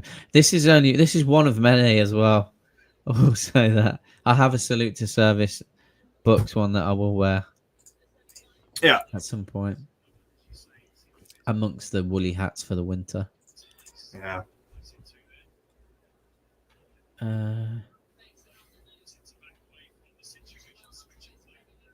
I will be once this game's done though, when Leicester play Roma. I will definitely be hoping that that Leicester beat Roma because I'm a Lazio fan and I hate Roma so much. I've got a lot of shirts from around the world, different clubs. I would never, ever, ever. Sunderland, Metz, Roma, never, and Celtic, never, ever, ever. I fucking hate them. So, Leicester screw up this game, that's fine, but then please just beat Roma. I can't fucking stand those pricks. I really can't. Oh. Newcastle United corner. Oh, throw-in. Is it? Throw-in. Sorry, not a corner. Maxi saved the ball off the corner flag. Steve Mahala, can you please wear one of your Newcastle United shirt behind you backwards for me, please? Wear it backwards. Oh, Joe Linton's free. Oh, why isn't he hitting that? Gives it to Maxi. Oh, Joe Linton's got to be hitting that. Was he offside? Must have been offside. Big Joe. Yeah, he does keep buying fans Rolexes. Like, it's crazy. I'm telling you, Burnley might get the 3 points from this. West Ham have not been great today, to be honest. Leicester passing around the back. Spurs 81. Spurs fan from Durham, but I have respect for Newcastle and their fans. Good shout. Nice, nice. Apart from Bruno, none of the mids can play ball and control the pace of the game. Yeah, fair point.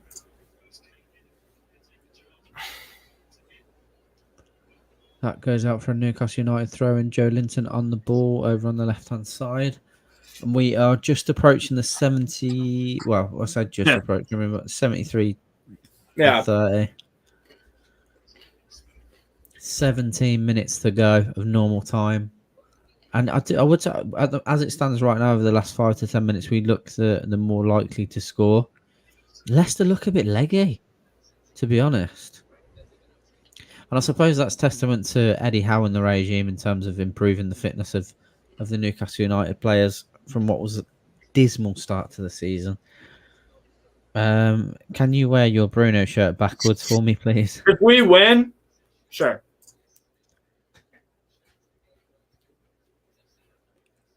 I'm so honored that Dean Smith would contact me. Speaking of Dean Smith, Norwich almost, if it weren't for Ronaldo, they would have won that game, arguably. It's crazy. Harvey Barnes with the ball out on the left-hand side. Terrible pass. Newcastle United did well to defend that. However, they've not cleared it and it runs free. Luckily, comes back to Dubravka.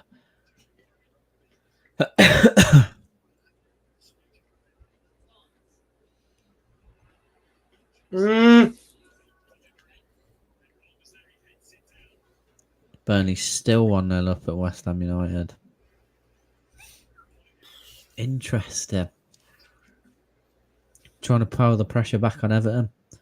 We all want them to go down, don't we? Let's be honest. Bruno with the ball. I don't have anything against Everton, but there are two things. Number one, I think that would that be the biggest relegation in Premier League era history? Arguably, until we were relegated, like other than us being relegated, I would say so. Right. And Aston Villa, because us and Aston Villa going down was big. So yeah, definitely. Leeds was big. Yeah, at the time, to be fair, Leeds was big. The thing why you could argue with Leeds is because, or Nottingham Forest maybe, because they haven't been. Sheffield Wednesday were a huge club at the time as well. Because the damage it's done and all the years it's been since they've been back in the Prem for still Nottingham and Sheffield Wednesday. Middlesbrough, as much as we hate to say it, Middlesbrough and Sunderland, in terms of Premier League clubs in the 90s, they were big clubs. Established, yeah. Yeah. Ravanelli was playing for Middlesbrough, for fuck's sake. Like, Juninho. Yeah, it's crazy. What, you'd say the biggest, though, or would Everton surpass it because they haven't been relegated since 52? And considering their squad on paper is not too bad. And what they've done, when David Moyes was there. 500 million over the past 6 or 7 years under Mashiri. And even when Moyes was there, how well they did under that regime, I think it would be a massive thing, definitely. Yeah. Leicester on the attack here. I think that would. Well. You've also got to think about with Everton, if they go down and Mashiri's just like, fuck this, I'm out. Yeah. Everton, they've got so much fucking debt. Like, they could go in administration, points deductions. I mean, that could be They were lucky to get away with FFP sanctions this year. Like they're 375 million losses over the past. It's a joke that they've got away with it. To be fair, because EFL clubs don't get away with it. The likes of Birmingham City, Derby, they don't get away with it. Like, then you're right. If Everton get relegated, they won't get away with it. Right. That's their worry. In the EFL, they won't get away with it. Right. So it'll be interesting to see what happens. Iheanacho coming on now. See, like I said, back to my squad depth argument, Iheanacho is more of a goal threat than Dwight Gale. Absolutely. In the Premier League, for sure. Striker. Yeah, absolutely. Yeah. I mean, if we're in the Championship, I'll probably bet my house. Damn it. Fucking West Ham just scored. Yeah, they did. Newcastle United throwing on the left-hand side. We have just roughly around 12 minutes to go. And I think it's Matty Target on the ball currently. I really want, for the Europa League, I really, really want it to be Battle of Britain final. That'd be incredible. Because the last time we had a Battle of Britain in Europe was Aberdeen versus Burnley in the qualifiers. And that's hardly like, oh, what a huge, massive game. It's cool that Burnley were in Europe, but you pick Aberdeen and freaking Burnley. No, Rangers West Ham. Corner to Newcastle United. Sorry, mate. No, it's fine. Rangers West Ham, though, that'd be a damn good final. Yeah. That would be a very, very good final. I forget where the Europa League final is. Newcastle United corner. I can't quite make out who's coming over to take that, to be honest. In the U.S., Carl, we have obviously USA, Mexico, international rivalry, and the club, on the club level, it's also the hatred is real because it's just a variation of USA, Mexico. Is it the same for England, Scotland when they play like the clubs? It certainly used to be. It's been so long that I don't know if Rangers Man United was a final in 2008, right? UEFA Cup. Yeah, it would have been very, very feisty, definitely. Yeah. Like especially in the 90s and the early 2000s, there was a huge rivalry, definitely. It was a terrible corner. Oh, sorry. It was a great corner. It was a terrible header. Yeah. Dan Burn, though. Terrible header. It's floated. It's perfect. He's unmarked. And he just mistimes his jump completely. Ooh, the final for the Europa League this year would be in the Ramon Sanchez Pizjuan. So Sevilla's home stadium. Okay. So England versus Scotland and Spain. That'd be cool. Yeah, that'd be an interesting one. Sure, it'd probably kick off in the sun. Oh yeah. No, but yeah, that would definitely. I obviously as a Rangers fan, I don't care if we play on Eintracht Frankfurt because those fans are. Oh yeah, Rangers versus Zenit in 2008. The final was played in Manchester. Right. I thought Rangers versus Man United was a final in the 2000s or for something. Or is it a semifinal or something? I'm gonna look. I could be just completely bullshitting. I don't know. But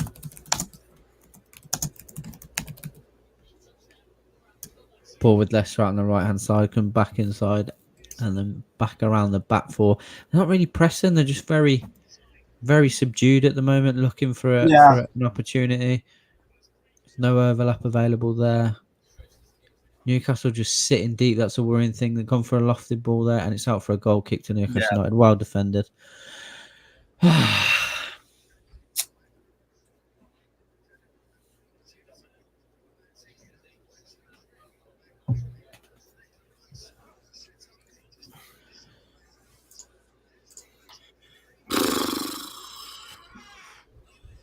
Not very. Yeah, I feel like this is going to be a draw.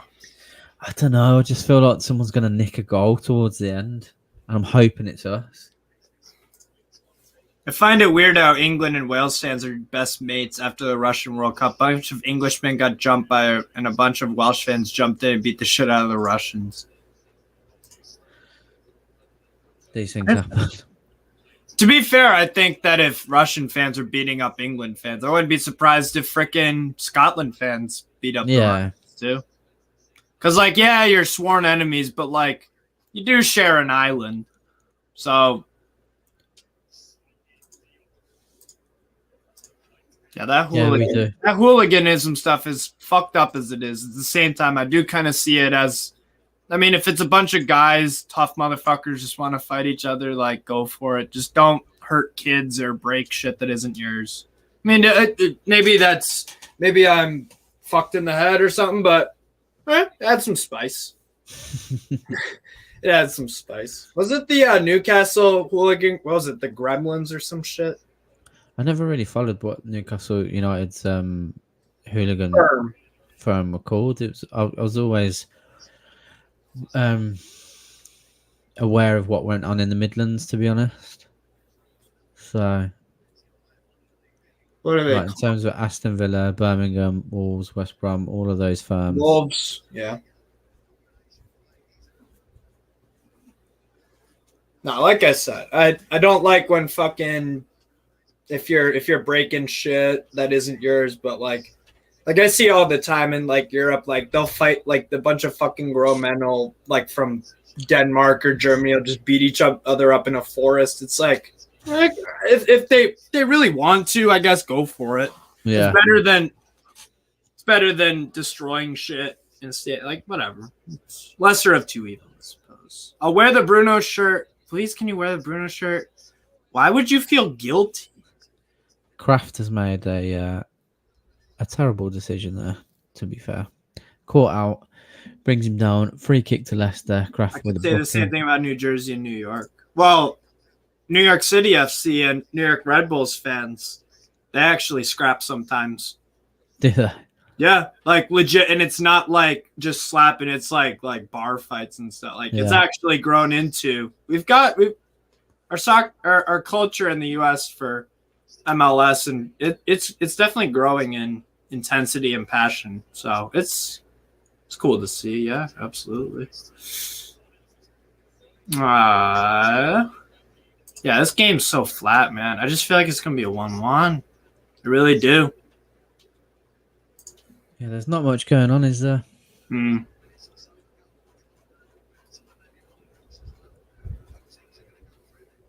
Harvey Barnes racing down the left-hand side. Emil Kraft's got to be careful here because he's already on a booking. Oh, could have been 2-1 to Leicester there with a back heel from, I can't see who that was. It wasn't Madison, was it? Dubravka's gone down holding his shoulder. Great ball across the box. Oh, there it is. Yeah, last time Rangers and Man United played in Europe against each other was the Champions League group stage, Group C, 2011. He was Iheanacho, he's tried to flick it in there, but he's kind of tripped off Dan Burn. We just got really lucky there, to be fair. In terms of how long's left, there's roughly around 4 minutes of normal time.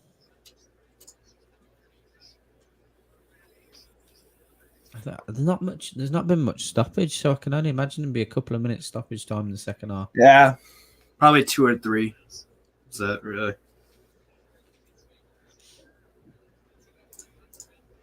Oh yeah, well the 2026 World Cup, I know the English would try and take back the colonies.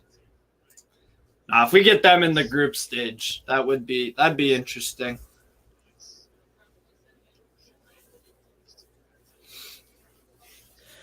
Especially if it's in Boston. Especially if it's in Boston. Yeah, I could see some Paul Revere type shit going down. Yeah. Joe Willock slips there, gives a free kick away.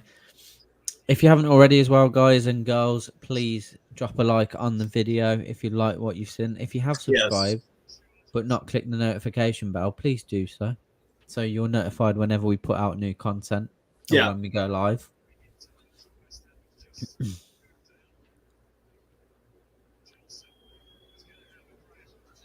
Still 1-1 in West Ham Burnley, so Burnley could get a point out of West Ham. Either way, if they do. West Ham are weird at home. They drop points to teams that you wouldn't. I mean, we got a point there. Yeah. Granted, we were in good form, but I mean, they just went away to Lyon and won 3-0. You'd think that they'd be able to take care of Burnley. Yeah. But Lyon and Burnley have a different game plan. That's the thing. Because Lyon were more expansive and they just, Lyon had their backup keeper Pollers back in. And Burnley are good defensively, so I guess it's not that much of a surprise.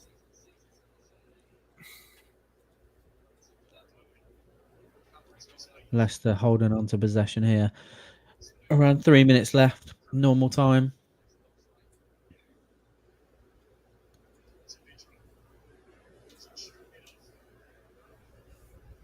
That Lyon-West Ham game had some serious repercussions, too, with Lyon fans because the Ultras are completely boycotting the game today. Really? They're playing at home against Bordeaux. Yeah, they're all just like, fuck this. It's not worth putting money into because they're not a very good run club at all. So, great challenge there. Willock looks to get the ball down. Not able to. Joe Willock's not done much since he's come on at all. Gale is on. That's got to be a free kick, ref. Surely he's come right through the back of him. After what we said, to what Gale to go and get the winner. I'll take my shirt off and then put on the freaking Bruno one after if Dwight Gale scores the winner. That's crazy. It'd be crazy if that happens. Yeah, I could definitely, speaking about Newcastle over the summer, I could see us poaching Paqueta from Lyon because they're not going to qualify for Europe most likely, and a lot of French clubs are in debt because of the Media Pro thing. They were promised a shit ton of money before COVID for TV rights. They didn't get it.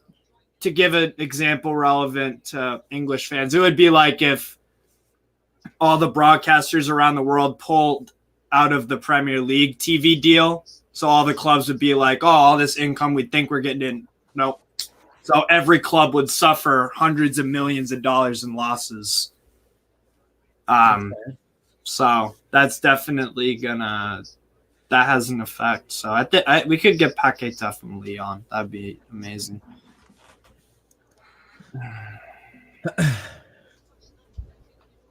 Jacob Murphy ready to take the throw, and we're in the 89th minute.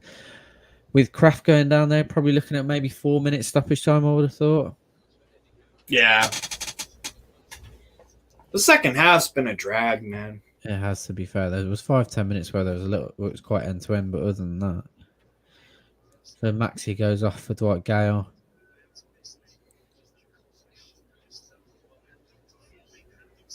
Not a bad performance today overall. No, the result is, I feel pretty neutral about it, as you would with a draw.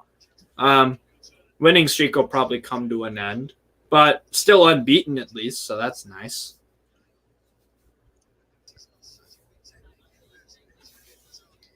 Ian Dixon, would like to see my pal's son, Dylan Stevens, get a few minutes. He's a nice kid, Blythe Flat. Ooh.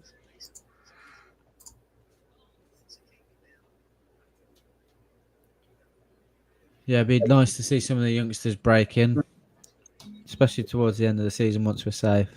Yeah.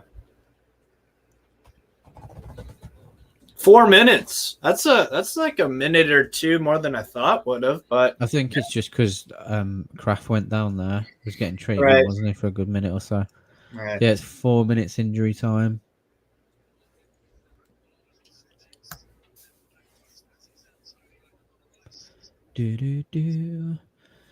Burnley getting a point out of this. Wow. It's big for them. Oh, absolutely. Dwight Gale chasing down straight away. Yeah, I think you're right. I think this is going to end up a draw. We've been pretty compact at the back. We've defended well. Oh, I knew from like 50 or around that minutes on, during that 5 or 10 minutes, if there wasn't a goal in that, then it's like, yeah, probably just a draw, man. Yeah. Again, it's not bad. It's not super exciting, but practically wise, you get a point. So that should be safety inching more towards that mathematic saying it's safe. So we definitely do need strength and depth. Steve's been saying it for a while throughout the watch along, to be fair. Milcroft's had a good game. He has had a good game. I'm not sure if he plays man of the match personally, but I'd understand why people would put him up there. He's been solid. He kept Ademola Lookman relatively quiet, to be fair. I have the TV, Ryan room, such a dead atmosphere. What's going on, Ryan from Canada? One of my good friends. It is kind of a dead atmosphere, yeah, a little bit. Like I have the volume on like 1, here. But yeah. It's almost like Dan Burn's forgotten how to header the ball. Yeah. Do you think Dubravka will be content being number 2 next season? No. I personally don't.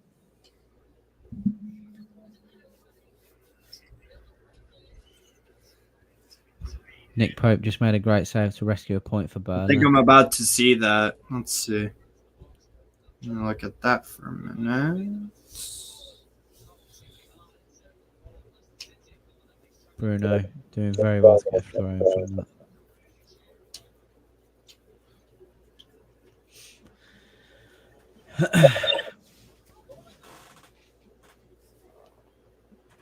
Oh, he did. What a save, Pope. It was header in the box, and he's had to go to the right and get his arm out and just pluck it away. And good on him for not giving up a rebound or anything. That is a phenomenal save. Can imagine he'll get a good move somewhere. Burnley go down. Jacob Murphy, that has to be better there, and a really good opportunity.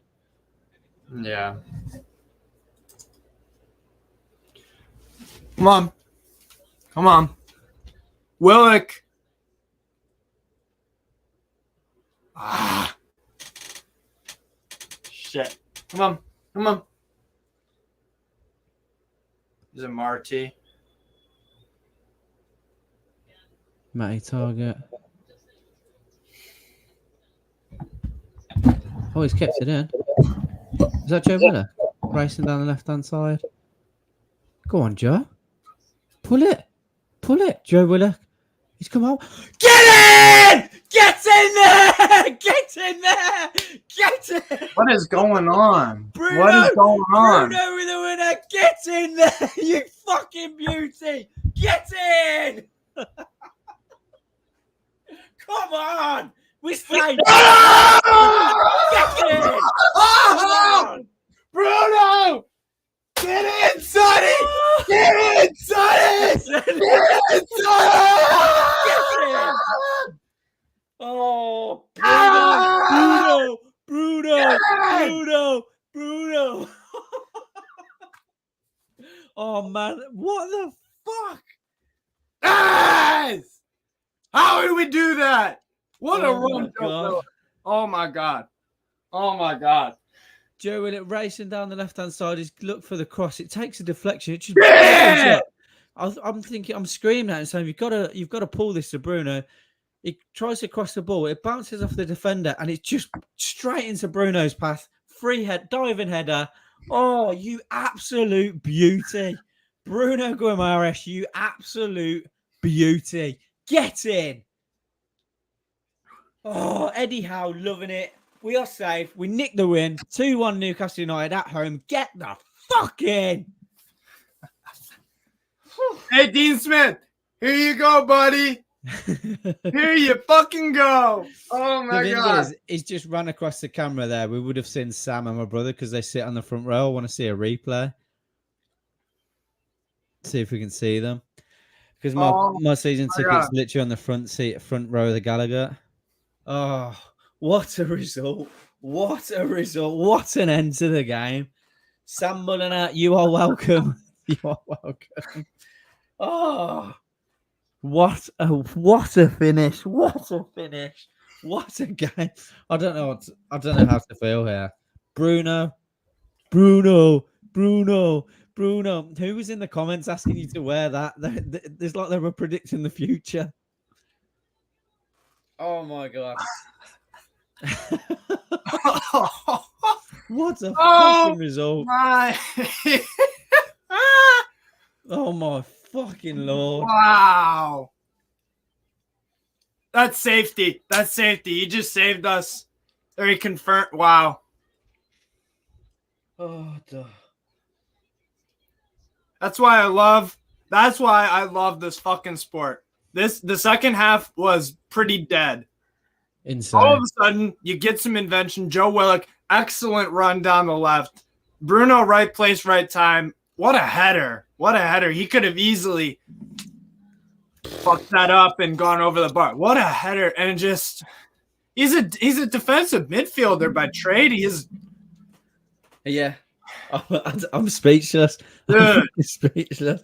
Like, after a dead second half, what a finish. What an end to the weekend. I'll say it's not even the end. We've got tomorrow. Everyone go out, get pissed, enjoy it. Have some oh man, what a result. What a finish. Joe Willock, after I said he'd done nothing since he'd come out.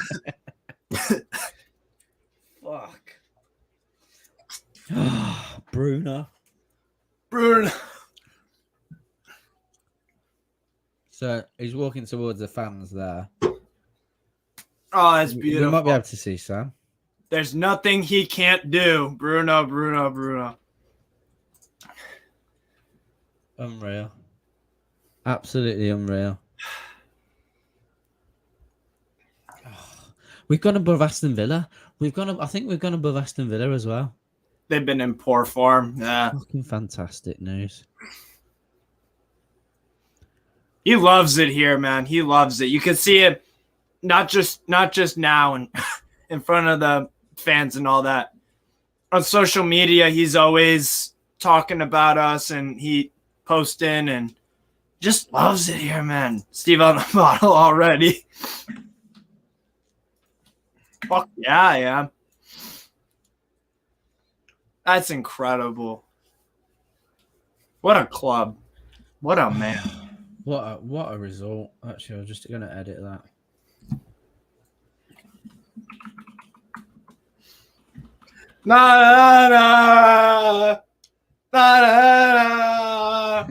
Bruno. Fuck yeah. That was excellent. 5 straight home wins. Get in. Dude, Otar the foul. The glass shot didn't do it, so he grabbed the bottle himself this time. Oh, what, like this? Oh, man. What a result. What a result. If you're just joining in, you haven't seen what's happened. Newcastle United, last, what was the 95th minute, Joe Willock's racing down the left-hand side. He's tried to pull the ball back. It's deflected off the defender into the path of Bruno Guimarães. Diving header, top bins, game over. Newcastle United are safe. We are safe. Bruno has been an absolute revelation since the boy signed for the club. Eddie Howe has turned around what has been a dire regime. He has undone all of the shit that we've had for the last 10 years. He's done the impossible. He's taken over. He's kept us safe with what we all thought were a team that was nowhere good enough to be in the Premier League. A team that the pundits turned around and said weren't good enough. These players aren't good enough. And Steve Bruce wasn't to blame. Look at us now. Fucking look at us now. The world is our oyster. We've got the money. We are coming. Newcastle United are fucking back. Get in.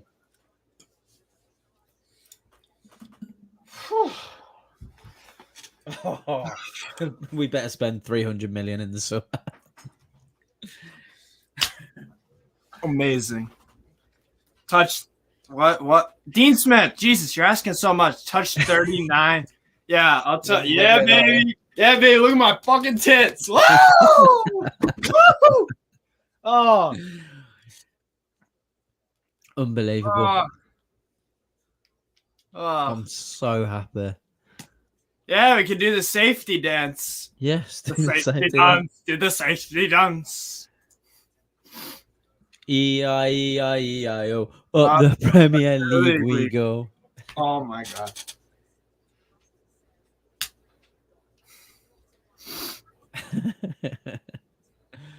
Unbelievable. And that, you know what I talked about during the game, too. Under Steve Bruce, we were known for dropping points from a losing position. We've just gone 1-0 down to a pretty solid Leicester side, inconsistent at that. But we've won the game, gone 1-0 down. That's 3 points won from a losing position. That's immense. That's the mentality thing that Huge. I can't wait to see the rest of the content from the lads. Obviously, got Steve, who's going to carry on with the fan reaction. He's an absolute trooper. But we'll then have Lee and Johnny and Sam with further content, scoring the players, last word. What an atmosphere it's going to be around the city now after what was a flat game, a dead game. The city will be absolutely bouncing, and rightly so. Bruno Guimarães again. Hero. If you haven't already, please drop a like on the video. Leicester fan, not mad. Prem means nothing now, but GG. Fair. Appreciate it. Hey, go smash up Roma. Fucking annihilate them. Go and beat Roma. Roma. Annihilate them. I hate Roma. I fucking hate them. Good luck to Leicester against Roma, definitely. I really do. I really do hope you do well against Roma. I really do. What a result, mate. What a result. Like I said, if you haven't already, smash the like button, subscribe to the channel. Make sure you click that notification bell. I'm going to jump off after what's been a fantastic game in the end. Those last 30 seconds were incredible to watch. Steve, pleasure as always, mate. Yes. I'll speak to you in the group. Absolutely. See you, Carl. Take care. All right. Join the fan reaction show, guys. Join it. I'm going to post it so that's all you can see. Join that on StreamYard. Newcastle fans, Leicester fans, anyone. Just come on and talk to me about the game. Desert Tune, 8 a.m. West Coast, USA. Drinking begins now. I can second that, my friend. I can second that. Holy shit. My internet crashed as a goal went in. That's a bummer. I'm in disbelief, to be honest. It was a terrible performance. Yeah, we snatched it out of nowhere. It was kind of terrible. It was not our best. I'll say that much. We snatched a victory from the jaws of a draw, really. We are safe. No chance of blowing it now. Amazing feeling. 100% agree with that. Next goal decides who's going to win the Premier League, yeah? It's true. People saying we need Shearer. I mean, sure, but really, Darwin Nunez. Darwin Nunez, my dudes. Darwin Nunez, yes. Absolutely. Hippie, thanks for the stream, Steve. Good game, mate. Hey, thank you, Hippie, from Australia. 100%. Oh, I'm so fucking hammered. All right. A lot of comments. Hold on, I gotta. Woof.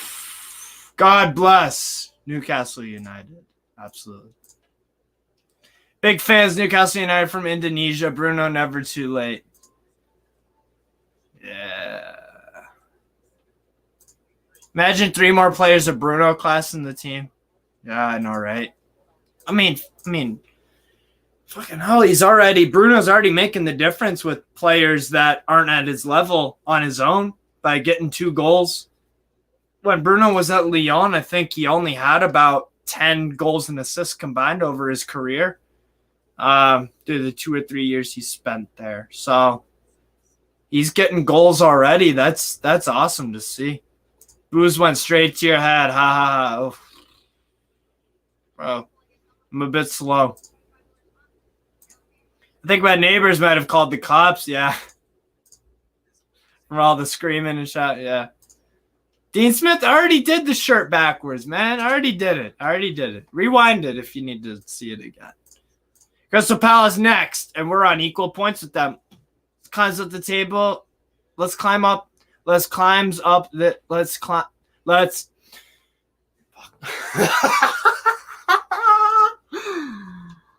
Oh my god. Okay. All right. Crystal Palace next, and we're on equal points with them. Let's climb up this table when we're at it. Hell yeah. Bruno was class. 100%. Yeah, I got my buddy Andy. What's going on? He wears 39. He's fucking divine. It's Bruno. I'll have to be quick, mate, because I'm looking after the pen, but get in. What a flat game, but get in. 3 points from losing position. Get in. That's my big takeaway from this is that we could end the season in top half. It's crazy. beat Crystal Palace. We're touching for the top 10. Wow. Who would have said that? Who would have said that at Christmas? I thought we were going Me to finish included. bottom. I thought we were going to finish bottom, to be honest. No, but what a job Eddie Howe's done. What a sensational impact Bruno has had. And all the guys in the team deserve credit too. But, I mean, you don't win this game if you don't have Bruno. Kraft had a great tackle. I think it was the beginning of the second half. Great tackle when he just sticks his foot out and stops a shot from that. I think that's kept winning the game, mate. I think he needs a bit of love on Kraft today. I can't believe I'm saying that, but we need a little bit of love on Kraft today because I think he stopped a certain goal. Miggy was great with his pressing. As much as he might not have passed the ball very well, but he worked really hard, mate. Yeah, 100%. Rangers 2-1, 115th minute winner against Celtic. That's fucking sick. No, but yeah, Bruno, man, diving header. Wow, there's nothing he can't do. RVP-esque. Yeah, amazing. I'm in love with him, man. I didn't see this side of him at Lyon with the goals and assists and stuff. He's actually, to be honest, at Lyon, when I'm looking back at it now, he's pretty held back. Like he didn't get that advanced. He was the setup guy for the assist. Huh? I'm saying he's probably got with Paquetá in front of him. He's probably just been asked for a different role, but because he's so much above a lot of the players in Newcastle, he's been asked to do a different role further forward. Yeah. He's got a little bit more license to get forward. You've seen that with his run in the box. I mean, Willock's good run. To be honest, that's the best run we had on the left side. That's a great sub from Eddie Howe too. That was a great substitution. As Adam Headley Smith points out, what work and skill from Willock for the assist. That was excellent. I mean, yeah. And even though it didn't, it deflected off one of the defenders. He still got the pass off. So he's put a ball in the box, man. The intention is everything, man. The fact that we've got midfield runners going into the box is something that we've not had for a long time. Someone that can get in the box who's got quality. I was not expecting him to be scoring a diving header. I know. I like I said, when I've watched Bruno with Newcastle and Lyon, he scores some goal. He's an odd goal here and there, but I can't remember him scoring a diving header before on the counter. That's crazy. Brilliant, man. Absolutely brilliant. We can't turn around and say it was a great game to sit and watch because at times it was stop, start. But you go 1-0 down, especially when you haven't been in the game. I mean, our best players hadn't been in the game at that time, and then all of a sudden we get that goal, and then the crowd got back into it at the end of the first half. We went flat again in the second half, and then we had a goal at the end. And I did say 1-1 with a possible late goal. I wish I'd put a bet on now. Aiden, who's a Leicester fan, Casper was really disappointing from a Leicester fan. Do you think he could have done better with the 2 goals for Kasper Schmeichel? Do you think he used the fault? I'll be honest, I haven't really seen much of the first goal other than the fact that he was whinging. And there's no need to whinge for that. It's in between your legs. It's not on control. Stop. You know, I hate that when someone's just scored a goal, just accept it. I don't think there was anything. If there's anything in that, it's possibly, if they were going to turn it around for anything, it's Dan Burn leading on the defender, and I don't even think that's a foul. So the fact that the Leicester players it's just get on with it. That's what I'm saying. Just fucking get on with it, man. That's 100%. But he's flicked it with his foot and then kicked it, which when you're on your arse, wow, well done. He showed determination, and he picked he never stopped trying. And that's something about Bruno you can't take away from him. He's got the intangibles that you want in a player. Never gives up. Always is scrapping and fighting, and he's just bordering on world class if he keeps. Great to see with a player with that much ability that he's still got that industrial mindset where he had a period, I think it was 70th minute, he took a couple of players on the right-hand side, had a great run, ball was nicked off him, and his head he got straight back up, he got flattened, he got straight back up and ran straight back into midfield, won the ball again, gave a foul away, but I don't think it was a foul. But that you don't see from other players. I'm not going to mention the person, but you don't see that from other players in a Newcastle shirt. And to have the quality that he's got and still have that mindset, fantastic. This team's going to be built around Bruno. And right, I'm getting shouted on. Can you hear him? Yeah. I'm gonna have to go, Steve. That's all right. See you later, Andy. Take care, everybody. Hit the like. Get in. Up the tune. See you, Andy. Matter of opinion. To be fair, as frustrated as I am as a Leicester fan, we had absolutely zero answer to your defensive sit-back tactic and deserved or not, you grabbed the winner. Good point. I think after the goal, we looked a different side for the most part, to be honest. Wagner Bello. Bruno was the best in the game, even without the goals. Thought he was excellent. I would agree with that. Definitely join, guys. Join the fan reaction show. I want to hear you guys. Opinions. And to be honest, I really do need someone because I'm fucking hammered at him. I'm a bit drunky. Oh, shit. I'm a bit drunk, but I'm just over the moon. I mean, my leg hasn't stopped shaking. I'm just, man. I haven't felt this way about the club in a very long time. It's just, you can see the progression, and you can see that January window saved our ass, to be honest. We needed to. Definitely needed to. Jake Thompson, yes, Bruno was good, but we need to stop relying on later winners. I agree with that. It's something that should happen every once in a blue moon, but it shouldn't be. You shouldn't ever plan for a game where, it's late winter or whatever.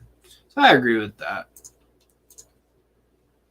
Leicester plays well, but they did sit back. I was just surprised that, I guess, the lineup, but at the same time, all the Leicester fans are saying, "Oh, this game doesn't really matter to us because it's a Premier League game and we can't really advance up the table because they've got Roma in the Europa Conference League." So, yeah, weird second half. That's a good way to summarize it. Jarl, Frasia. Weird second half, 15 minutes in, and we were behind 95-5 in possession. Leicester were definitely trying to get something out of the game more than a point. I would say that. For once, Kraft was their best player. I think he was definitely up there. I think Kraft did an excellent job on Lookman. Let's give Kraft his dues, 100%.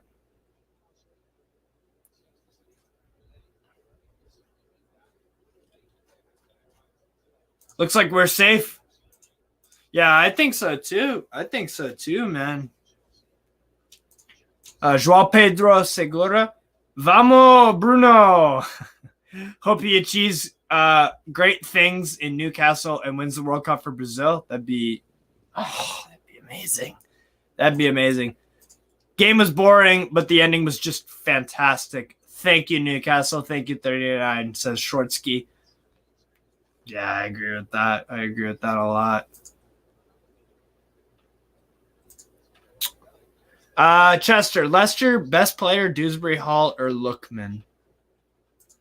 Are you American? Yes, I am American. And to answer your question, I would say if I had to pick between those two, I would say Lookman. I would slightly say Lookman.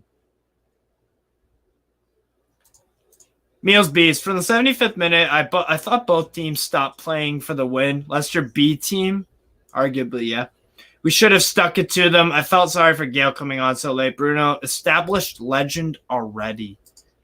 He's got a bit established legend. At least I would say he is at least a cult hero at the bare minimum. He is at least a cult hero. A legend, I think that you got to be at the club for at least like 5 years. But regardless of the fact, I think me and you, Meals Beast, can agree on the fact that Bruno Guimarães is loved and adored by pretty much every single Newcastle fan today. Yeah, fair cult hero. Cult hero for the moment, but his ceiling could be club legend, absolutely.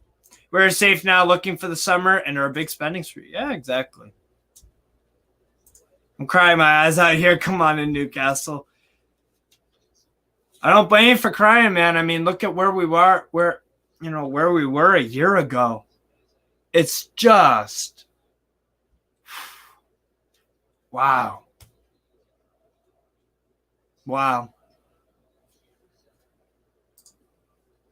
I'm Brazilian. I'm rooting for Bruno and Newcastle. Get in, Guilherme. Nice. That's awesome, man.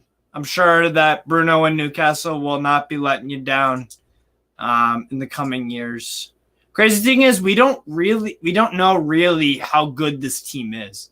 If Howe had been there since the start of the season, where would we be in the table? Whoa.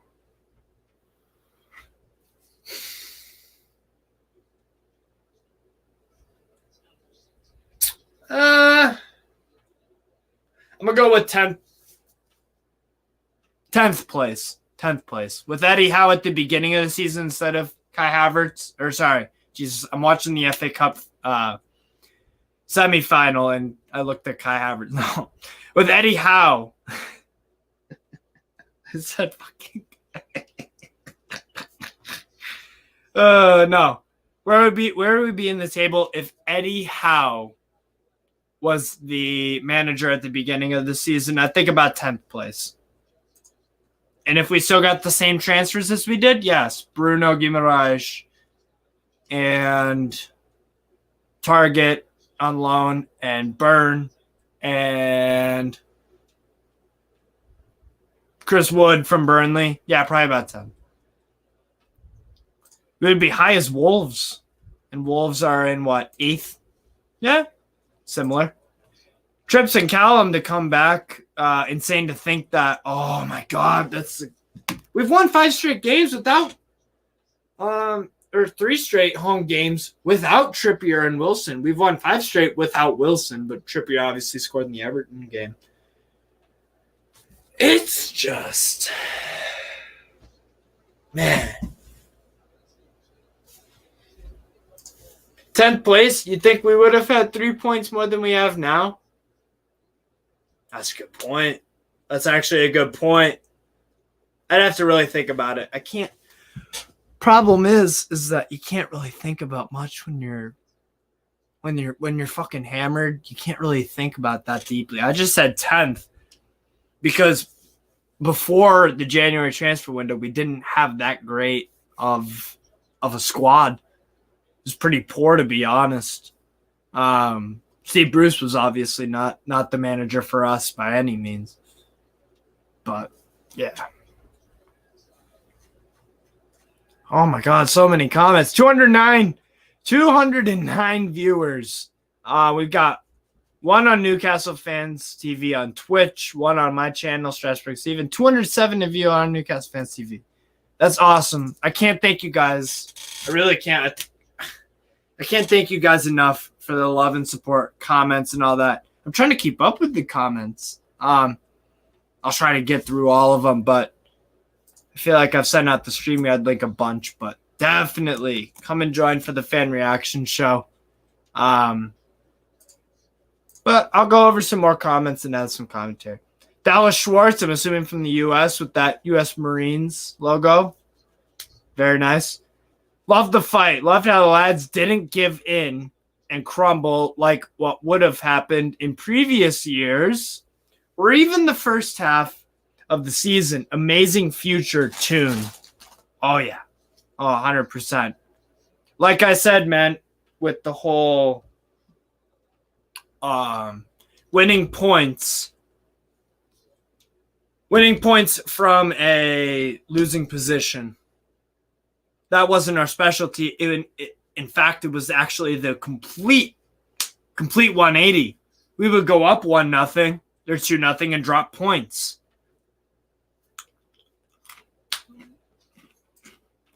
So, Kai motivation. Hit the like button. Hell yeah.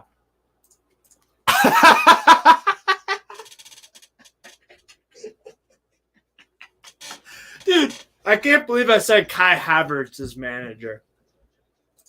I can't even believe that because I thought, fuck me.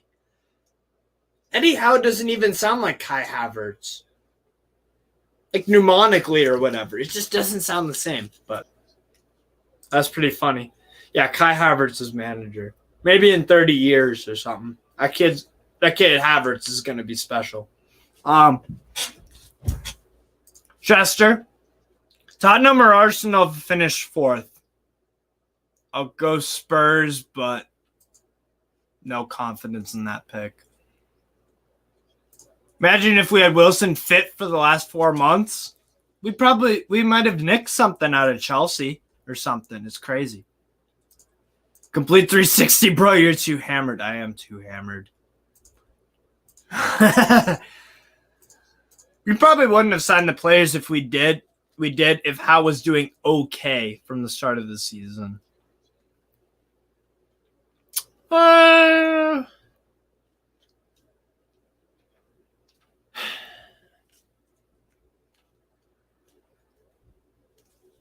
Possibly. Chester, next season we'll sign Chowdhury from Leicester, Trossard from Brighton. I would take Trossard, but Hamza Chowdhury, we could do better. Are there many Newcastle fans in the USA? Yes, actually, yes.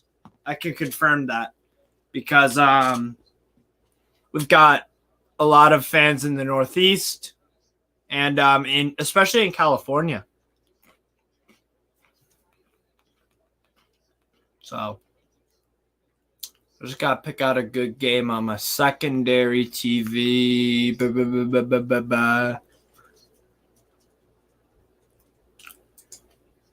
Rip out your intestines. Who needs drugs? You can just support Newcastle. I swear I'm lightheaded. Bro, I am more than lightheaded. I don't even know how to describe it. I really don't. But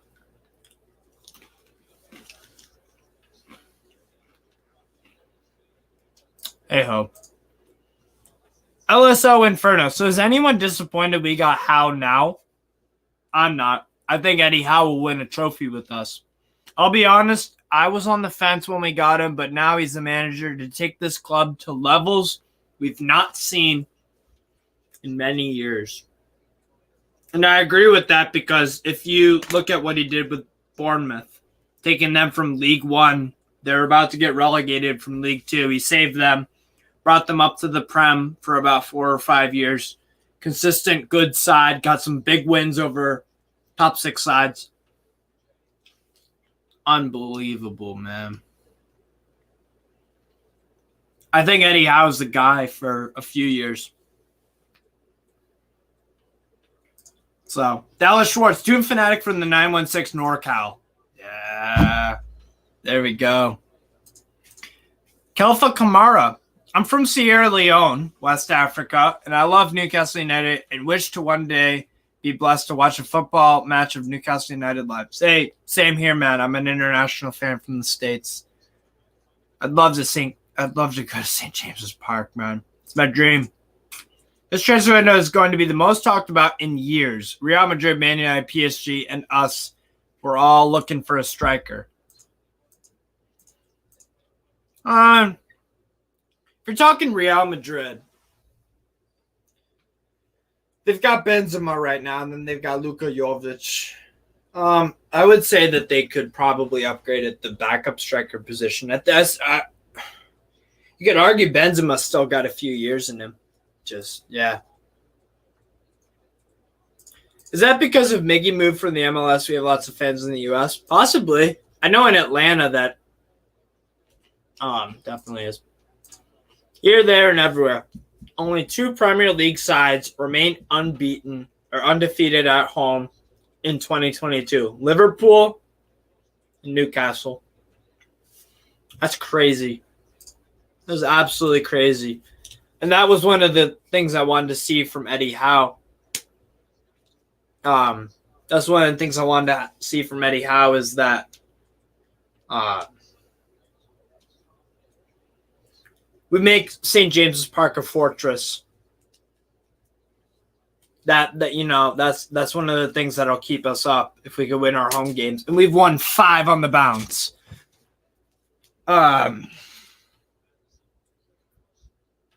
Honest to God, I really don't remember when the last time we've won 5 straight home games.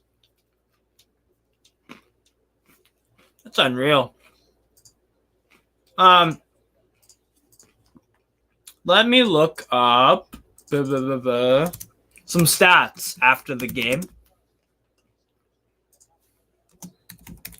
Usually Google's got some good statistics.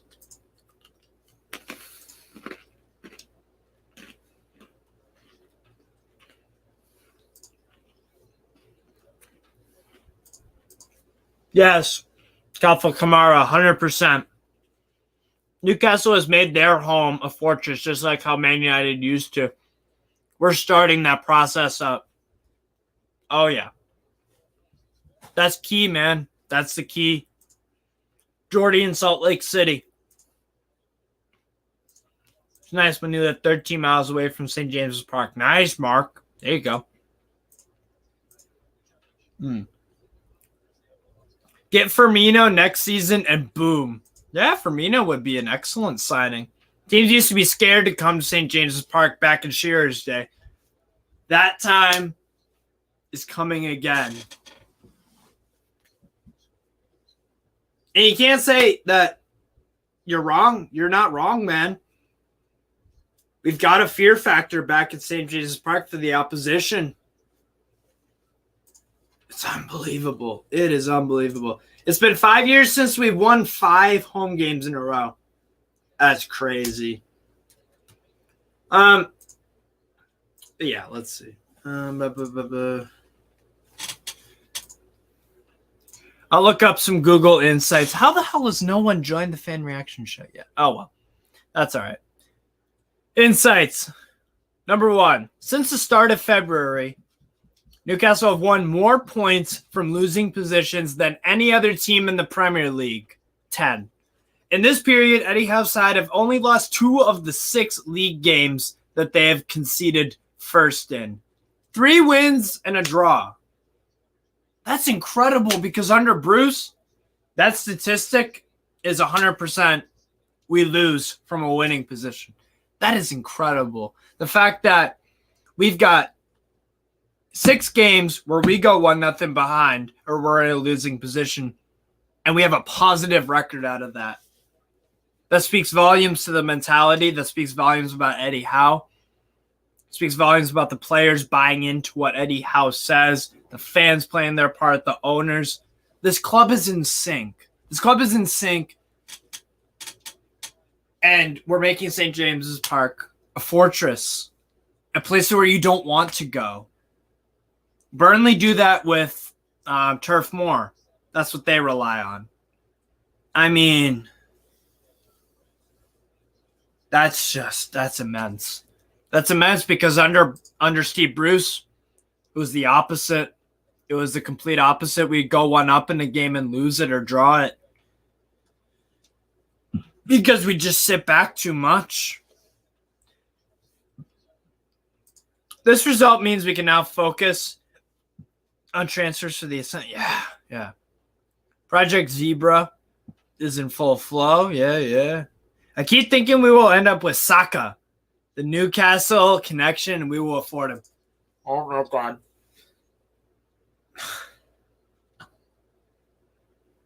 If we got Bukayo Saka, I can't even imagine. I can't even imagine it. Get the fuck out of here with this porn stuff. Get out of here. Get out of here. I've always said Eddie Howe is going to be our Alex Ferguson. That's a bold prediction, Alan Dart, but you're off to a good start. You're off to a great Eddie Howe is off to a great start to living up to Alex Ferguson. It's kind of different comparing Alex Ferguson and Eddie Howe because what Sir Alex Ferguson did at Aberdeen was like unprecedented, or however the fuck you say it. It was something that normal managers at Aberdeen couldn't do. I mean, they were successful in Europe and they were a dynasty. So, I mean, it all depends, man. All depends. But I think that prediction isn't as crazy as you would think it is. And that credit to you, Alan. I think my prediction that I stand in, I will continue to state that Eddie Howe will win us a trophy with Newcastle in the coming years. It might be in 2 years. It might be next year. We could win a Carabao Cup or an FA Cup. And if we finish outside the European places, we could get Europe next year. I'm behind that 100%. I think that's realistic. Just all depends on the transfer window. And what's so amazing about it is that our owners we actually care. Our owners care about our club. They'll put money into it. They watch the games and all this stuff. It's just, it's immense. Yes, exactly, Angus Cidavella, or Chidavella, however you say it. Civitella. Sorry, I'm not sure how to pronounce that. It sounds Italian.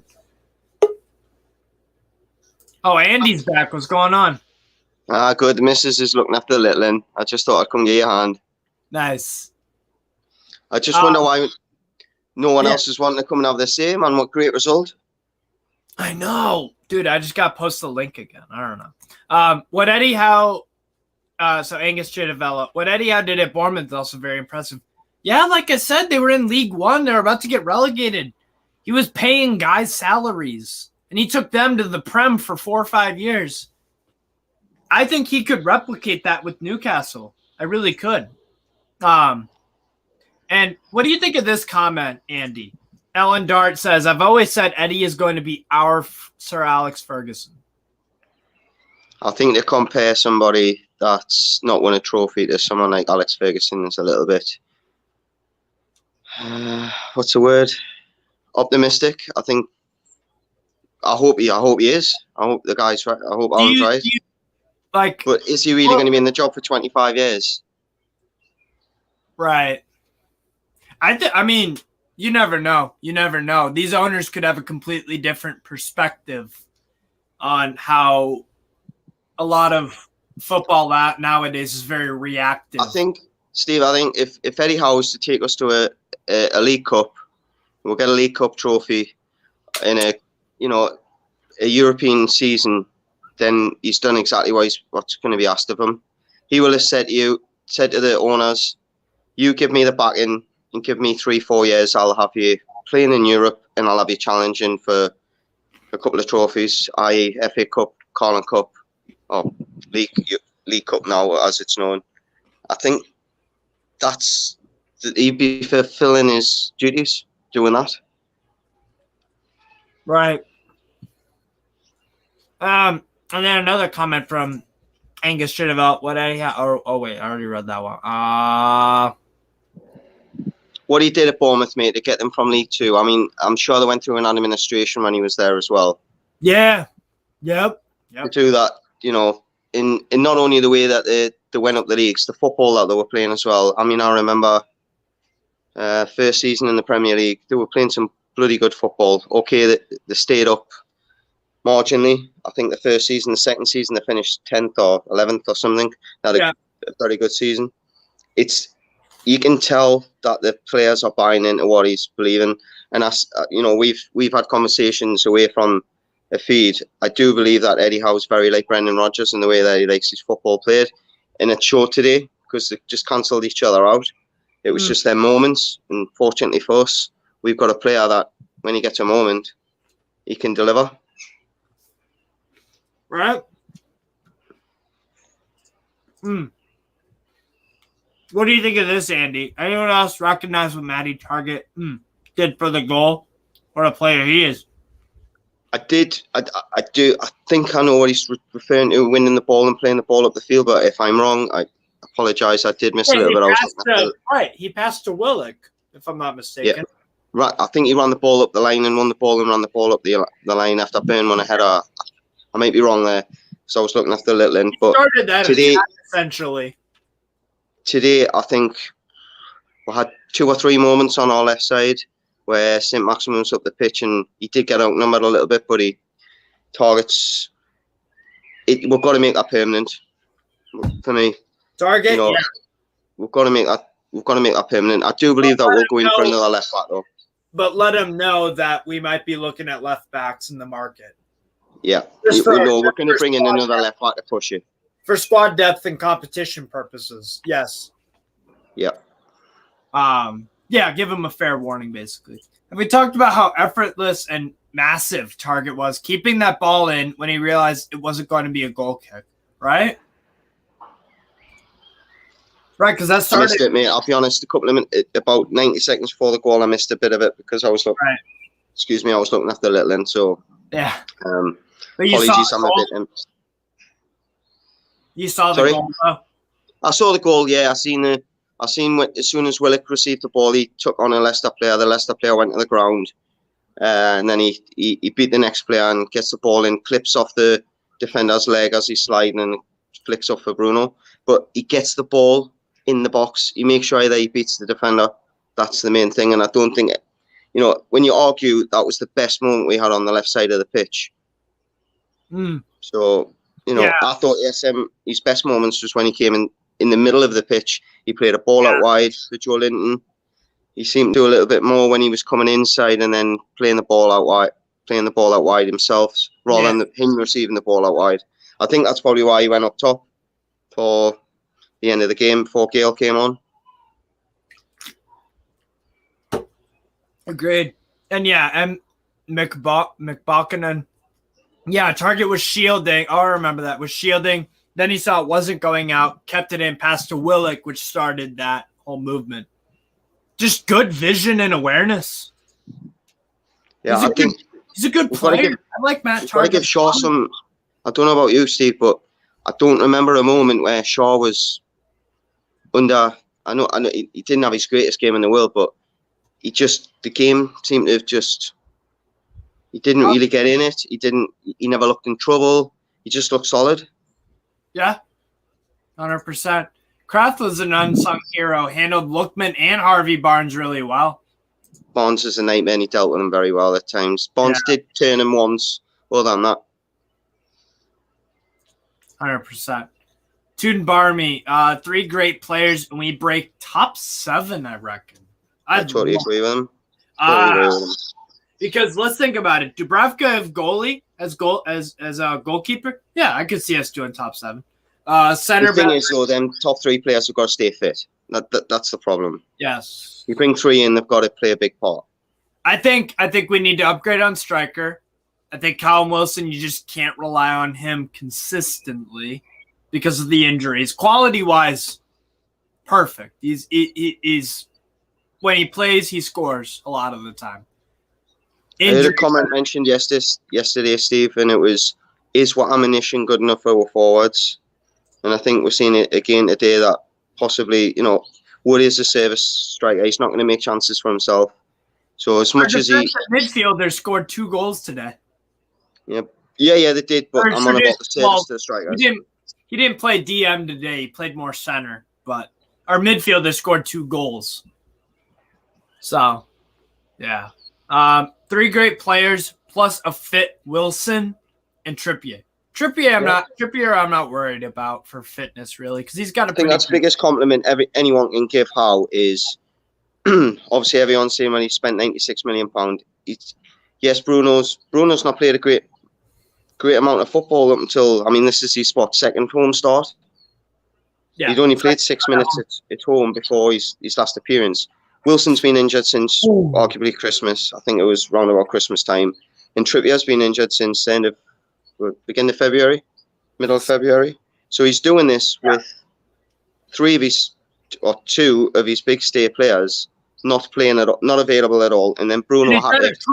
It's at a crucial position. A striker is the guy who should get you the goals. Exactly. So he's got to rely on other wingers, midfielders, Shar at center back, scoring goals, and right, left back. He's got to look for everywhere else, or an own goal. Like he's got his, yeah. If fit Callum Wilson adds another dynamic to this team. What? If fit Callum Wilson adds another dynamic to this team, without doubt. Bruno, you will see more Bruno's passing ability when Wilson's fit. That's gonna be next level, man. We won't have to worry about relegation when that kind of stuff happens. We could be looking at comfortable top 10. Someone that really deserves some credit today, though, is, I said it to you on the other night when we were talking. It's make or break. If Miggy got started today, it was his game where it's right. Go and show me why you should stay at this club. Okay, he didn't get an assist or a goal, but he showed that I'm worth keeping around. You know, if he'd had a bad game today, he'd be gone. For me, this was go and show me why you should be at this club, and you can't fault his effort and his heart. You know, he laid it all out on the pitch, and it was nice to see the crowd give him a good clap as he got took off, and you could see in his face he appreciated it. I thought he was instrumental in the game till he got brought off. I thought his work rate was good both ways, and God damn, I'm too drunk to even remember. Yeah. I think we're seeing a little bit more nasty side of Miggy the day. He was really going in and, you know, not just being happy with a smile on his face, which we're used to. He was really determined today, and it was nice to see. Competitive fire. Yeah. He knew that his career was on the line today at Newcastle, I think. Ben, Bissouma with Bruno and J7 next year would be fire. That's a midfield 3. That is a midfield 3. And we've got to throw Wick into that as well. Let's not forget.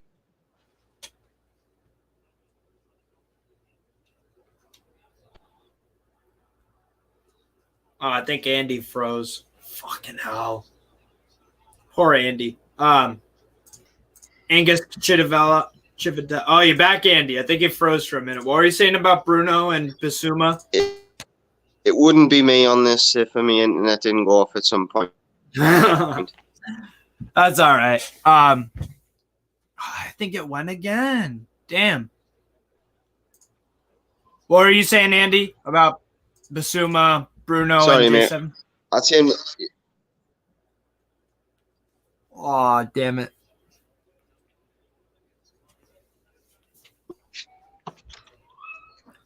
Sorry, mate. That's all right. All I'm saying is we've got to give. What the? How did he not do this earlier?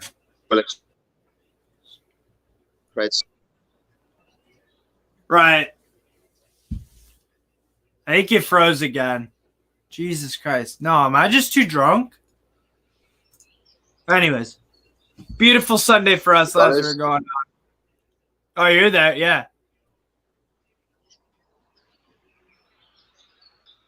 That is cool.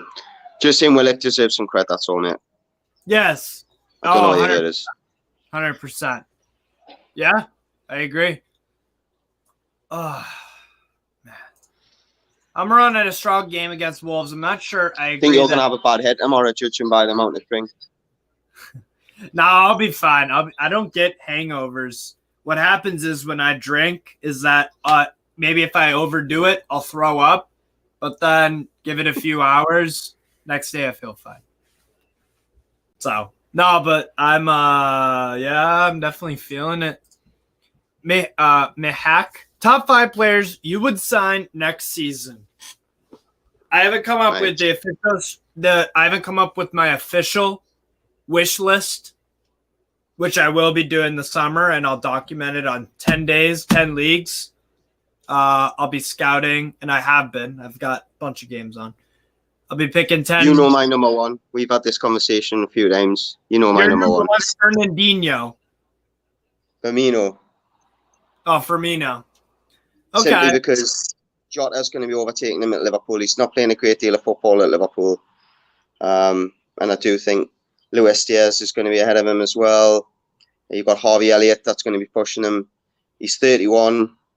Big contract for him towards the end of the season and guaranteed first team football.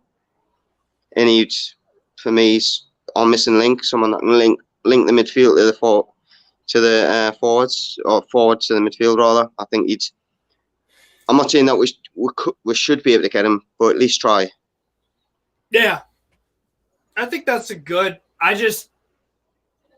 always look at it from a longevity point of view, so I go typically younger, but I would have absolutely no complaints if Firmino. It's a short-term answer to a problem in playing 3-4 different positions. So you know that if Wilson's fit, you can play for Firmino behind him. You can put him on the right if you've got Fraser injured or Miggy injured or whoever you want to buy.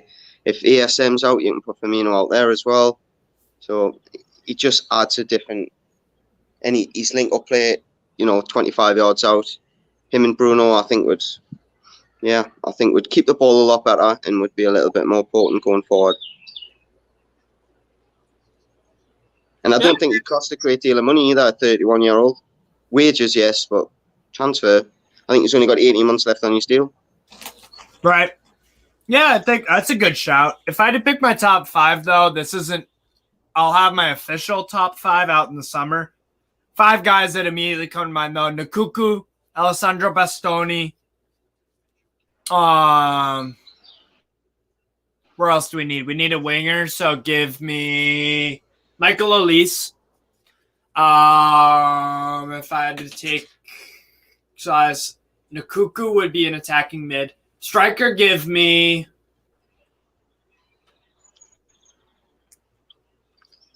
Darwin Nunez. And for the 5th, I would go for the 5th. So I did a center back, attacking mid, striker.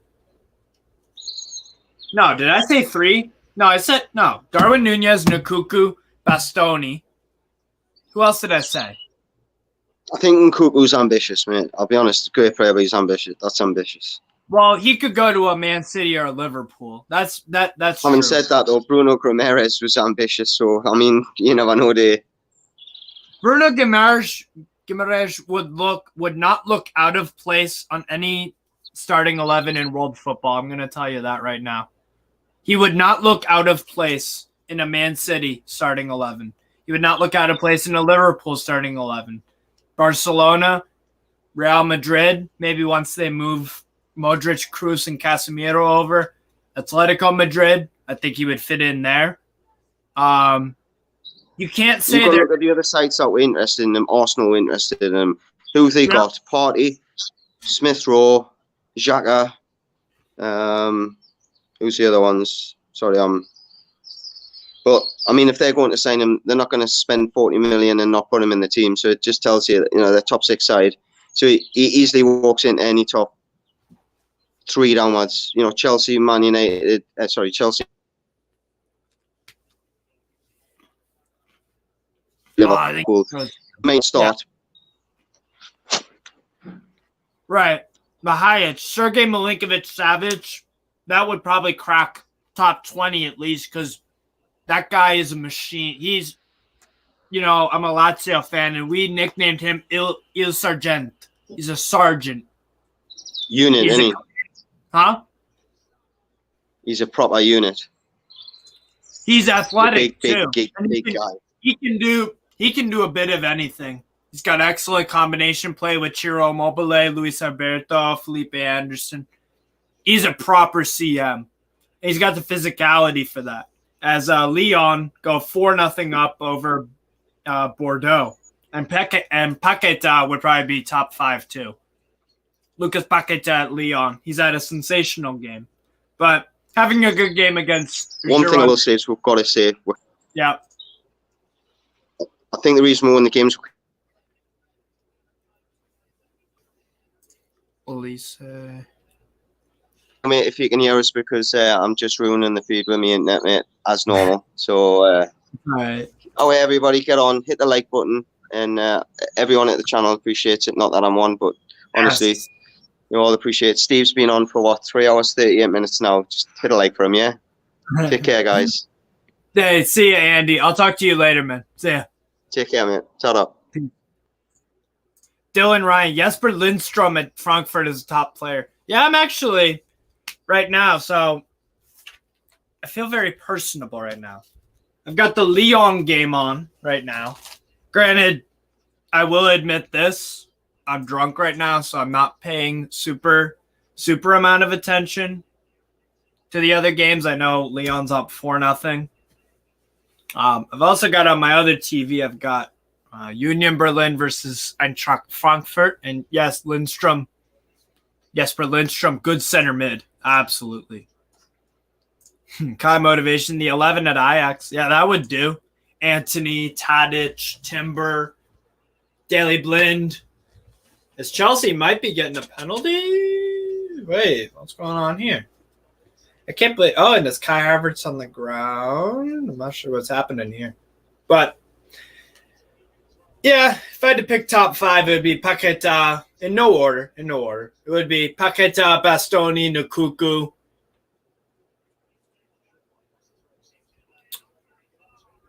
Sergej Milinkovic, Savic, and Darwin Nunez. Not in that order, but definitely what I would pick. I just think Bastoni could be among the best center backs in the world.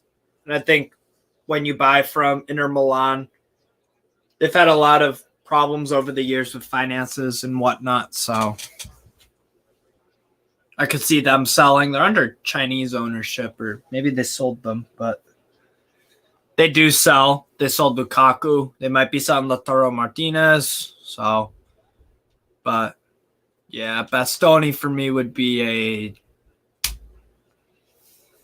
revolutionary signing, just like I think Bruno Guimarães has done. Still got 77 people watching, but if anyone, please, if any of you guys want to join the fan reaction show, please do, because I need you guys' thoughts. I've only got Andy. Well, I used to, but I'll go back to these because I think I was reading them, but I don't know, I forgot. Number 2, Leicester have only won one of their last 10 away games in the Prem. 3 draws, 6 losses, with that lone victory coming at Burnley at the start of March. And this also is a surprise because we haven't beat them at home in the Premier League. We haven't beat them at home in the Premier League since 2014 when Obafemi Martins got the winner. So it's been a long time since we beat Leicester, but this is the time. Leicester conceded more goals from set pieces excluding penalties, and from corners than any other team in the Premier League this season. What a stat that is. What a stat. Leicester defensively, that's their downfall. That is their downfall, and that used to be our downfall, and it was for a few games on the bounce. But Mihak, I don't know how to say. I wouldn't like Bastoni because he's only good in a back 3 system. I'd prefer Koundé, Diego Carlos. That is a fair point. I guess it is a concern if we're going to play with a back 4, but if we did back 3, you could make it work easily. But yeah, I still trust Bastoni that if he was playing in a back, I'm trying to think when Inter Milan played with a. When have Inter Milan played with a back 4? I'd have to think about that, but that is a good point for Mahayesh because it does seem like in a back 3, that's where he's at his best. I'm sure Eddie Howe wouldn't mind changing it, maybe a 3-5-2 because that's similar, and you'd get the best out of Bastoni. So, King, we talk about signings, which is great, but good Lord, we have a lot of players we need to offload that have hefty wages for the quality that they are. To me, we still have that hurdle to overcome. Absolutely. And it's going to be hard to convince someone another club to get these players because they're not exactly the best. So I agree with that 100%. I mean, if Man United are going to have problems selling their players, there are a lot of really poor players at Man United that get paid a lot of money, and are not worth it. So I agree with that, though. That's a really good point. That is a very good point. V for Vendetta. We can't just go spend insane amounts, right? Right. Best bet is to get 2 or 3 players that are better than what we have already. That's probably over 150 million alone. Yeah, you'd think you'd probably be about right, man, to be honest. I agree with that. Because if you want Nkunku, let's say that if we go by my five players that I absolutely want at Newcastle, and it's not even it won't be the final, it's just the first 5 that I thought of. Nkunku will set you back at, in this current form, Leipzig. I'd say the lowest that Leipzig would go with Nkunku would be 65 million pounds, and the highest would be 80, 85, 90. Let's say that they go a bit. Let's say that Leipzig go a bit above average with Nkunku, because they know who they're selling to, Newcastle, and they know that we're rich as hell. So let's say they kind of take advantage of that a little bit. So we buy Nkunku for 75 million. So that's one. Another player I wanted was a striker. So let's say that's Darwin Núñez. I don't think, kind of similar price with Nkunku and Darwin Núñez. Benfica, I don't think, would sell under 65 million. But let's say, how about this? Let's say that they do sell for 60. Let's say they sell for 60. And that's low. 60 plus 75 million, that's 135 million, and we've got 2 players. So you make a good point, King. King, also great show. Appreciate the coverage and commentary. Logging off from Hawaii. What time is it in Hawaii? It's probably only it's 7 a.m., 5? Wow, it's crazy. Here, there, and everywhere. How are we going to offload some of our players? We need to defo make room. No, you're right. We're probably going to be selling a lot. Maybe we could get Miggy for Danjuma or something like that. 6:15 a.m. That's nuts. That is crazy. Wow. V for Vendetta. We'll have a new sponsorship in the summer, so that should help generate money. I'm sure Amanda and Co will be clever and get us an inflated deal. Yes. That's what I like seeing. 6:15 a.m. in Hawaii. It's crazy, man. All right, it's crazy. So it's 6:15. So you're in Hawaii. It's 6 hours behind. That's nuts. Before I bring Kai on, I see you in the background. I really have to go to the bathroom. Extremely bad. So I'm just going to play a quick video. I see you laughing in the background, Kai. I've got to take a piss so bad. I'm going to play a video about mental health. So just give me a minute, guys. I'll be back. There's a massive stigma around depression with men. I think so many grow up, especially in the northeast of England, feeling like they can't speak, feeling they can't tell anyone, and then obviously it gets too late and they take their own lives. So it's anything we can do to sort of just get the stigma off it and just let people know that it's okay to talk. If you have a problem, just tell your mate, tell a relative, anyone. Be a game changer. What I absolutely love is that Newcastle and Sunderland have both come together for this campaign. So it's putting all differences aside to try and raise the awareness of mental health, men's mental health, but mental health in general. So yeah, it's a fantastic cause. Thank you for having us down, Lee. And yeah, cheers. So I'm really proud that we can come together as 2 separate foundations and do something together and show that mental health really has no colours. It's a case of men getting together and talking, and that's what we're all doing now. We've all come in after the games just to have a chat, see how we're all getting on, checking in and just pushing the campaign. I think it's fantastic. I think getting everyone together and showing that we can get on, and the campaign's bringing people together is just a fantastic idea, and this was a really good day out for everyone. Brilliant, really. I think you've got to do it. You've got to raise awareness because, like you said, I think it's one of the biggest killers in men is suicide, and the more people talk about it, the more people probably get better and don't kill themselves. So it's always something that needs to be brought up. Do you know what I mean? Like, it's that important that the royal family's talking about it now. Do you know what I mean? And they wouldn't talk about it if something wasn't major. We don't ask for money. What we do is we ask to reach out if you are struggling. We don't care who you are, whether you're a 13-year-old lad all the way up to your 8-year-old. If you're struggling, there's links in the description. Please use them. Maybe you don't want to speak out. Maybe you just want to look at it and browse over it and have a think about it. Have a look. It will help you. That's what we're here today for, to raise the awareness. Like, this is more for brand awareness. Now we'll try and do and maybe raise some money.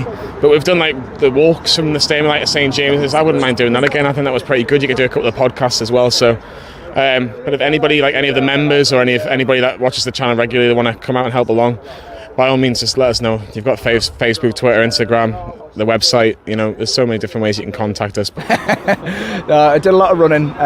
It's the first time I've kicked the ball in about a year and a half, so I'm happy with my performance. Laid on the assist for the winning goal. I'm not sure that's been mentioned by anyone yet. I think someone's... You wore GoPro as well, didn't you? I did, for the first half, until I couldn't breathe on it. Hopefully the footage comes out all right. I haven't checked it yet, but I showed me man of the match performance in the middle, sweeping up. But I thought, attacking defensively, I thought I was all right. And we're back with the fan reaction show after I took a piss. What's going on, Kai? I haven't seen you on the show before, but welcome. Are you're a Newcastle fan, yeah? I am a Newcastle fan. I do live in Jamaica. Yeah. Hey! Hey, I got something actually. I've got in my shirt collection, I've got a Jamaica shirt. Yeah, let's go. I'm still looking on eBay for a '98 Kappa shirt from that era, but they're a bit pricey. But from World Cup era. yeah, That's a long time ago. That was a long time, but Kai, it's really nice to have you on the show. But what'd you think of the game today? Well, the game today was if I was to rate today's game, I would give it probably a 7.5 because there was like a time where I'm like, oh my God, are they going to score? Is it going to be 2-1? Because like I was watching the show, the game, like starting up to the vlog, and I saw some comments like 2-1, and I'm like, is it really going to be 2-1? Is Leicester going to win? I'm like, yes, Leicester up in the pressure now. They position, like, and then that late goal, I'm like, get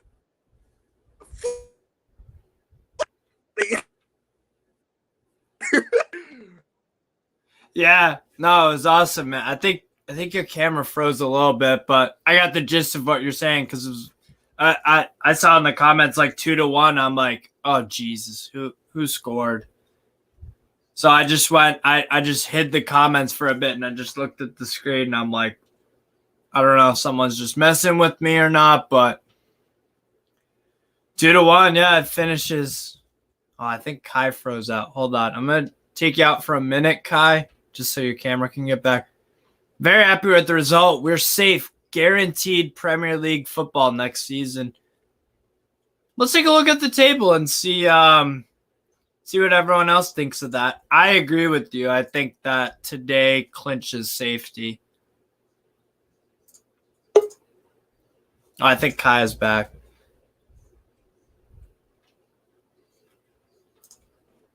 Might take a minute, but you back? There you go. I'm back. I guess. Yes, I'm back. Yeah, I think your camera just froze out for a minute. Hear you. You can hear me? I hear you. What? Did I? Can't hear. I'm gonna reload or something. Okay. Yeah. No worries. Let's look at the table real quick though, while Kai gets his mic sorted out. No worries. So we're up to 14th. We're actually above Aston Villa, and they've got a game in hand on us. But with a win, and if Palace lose their next game or draw or whatever, we could be up to 40, and then we're pushing Brighton. We're only 12 points off Wolves. That's just nuts, man. I can't believe it. What's going on, Kai? You back?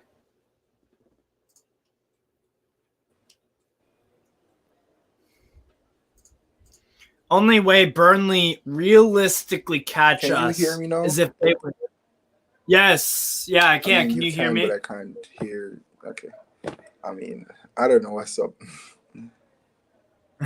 Can you hear me? So, here, I'm going to start my piece and then get off of here. So, that's all right. The header of Bruno. Yeah.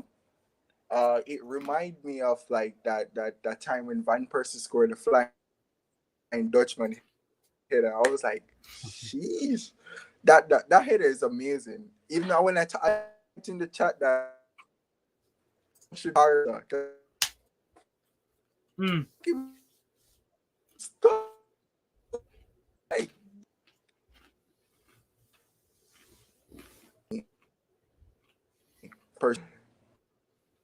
I'm good. I can't hear nothing, so I want to get back to the live and watch you and hear what you have to say. So, yeah. That's all right. But you were saying that Bruno's winner was basically what Gary said. That's legendary. The diving header.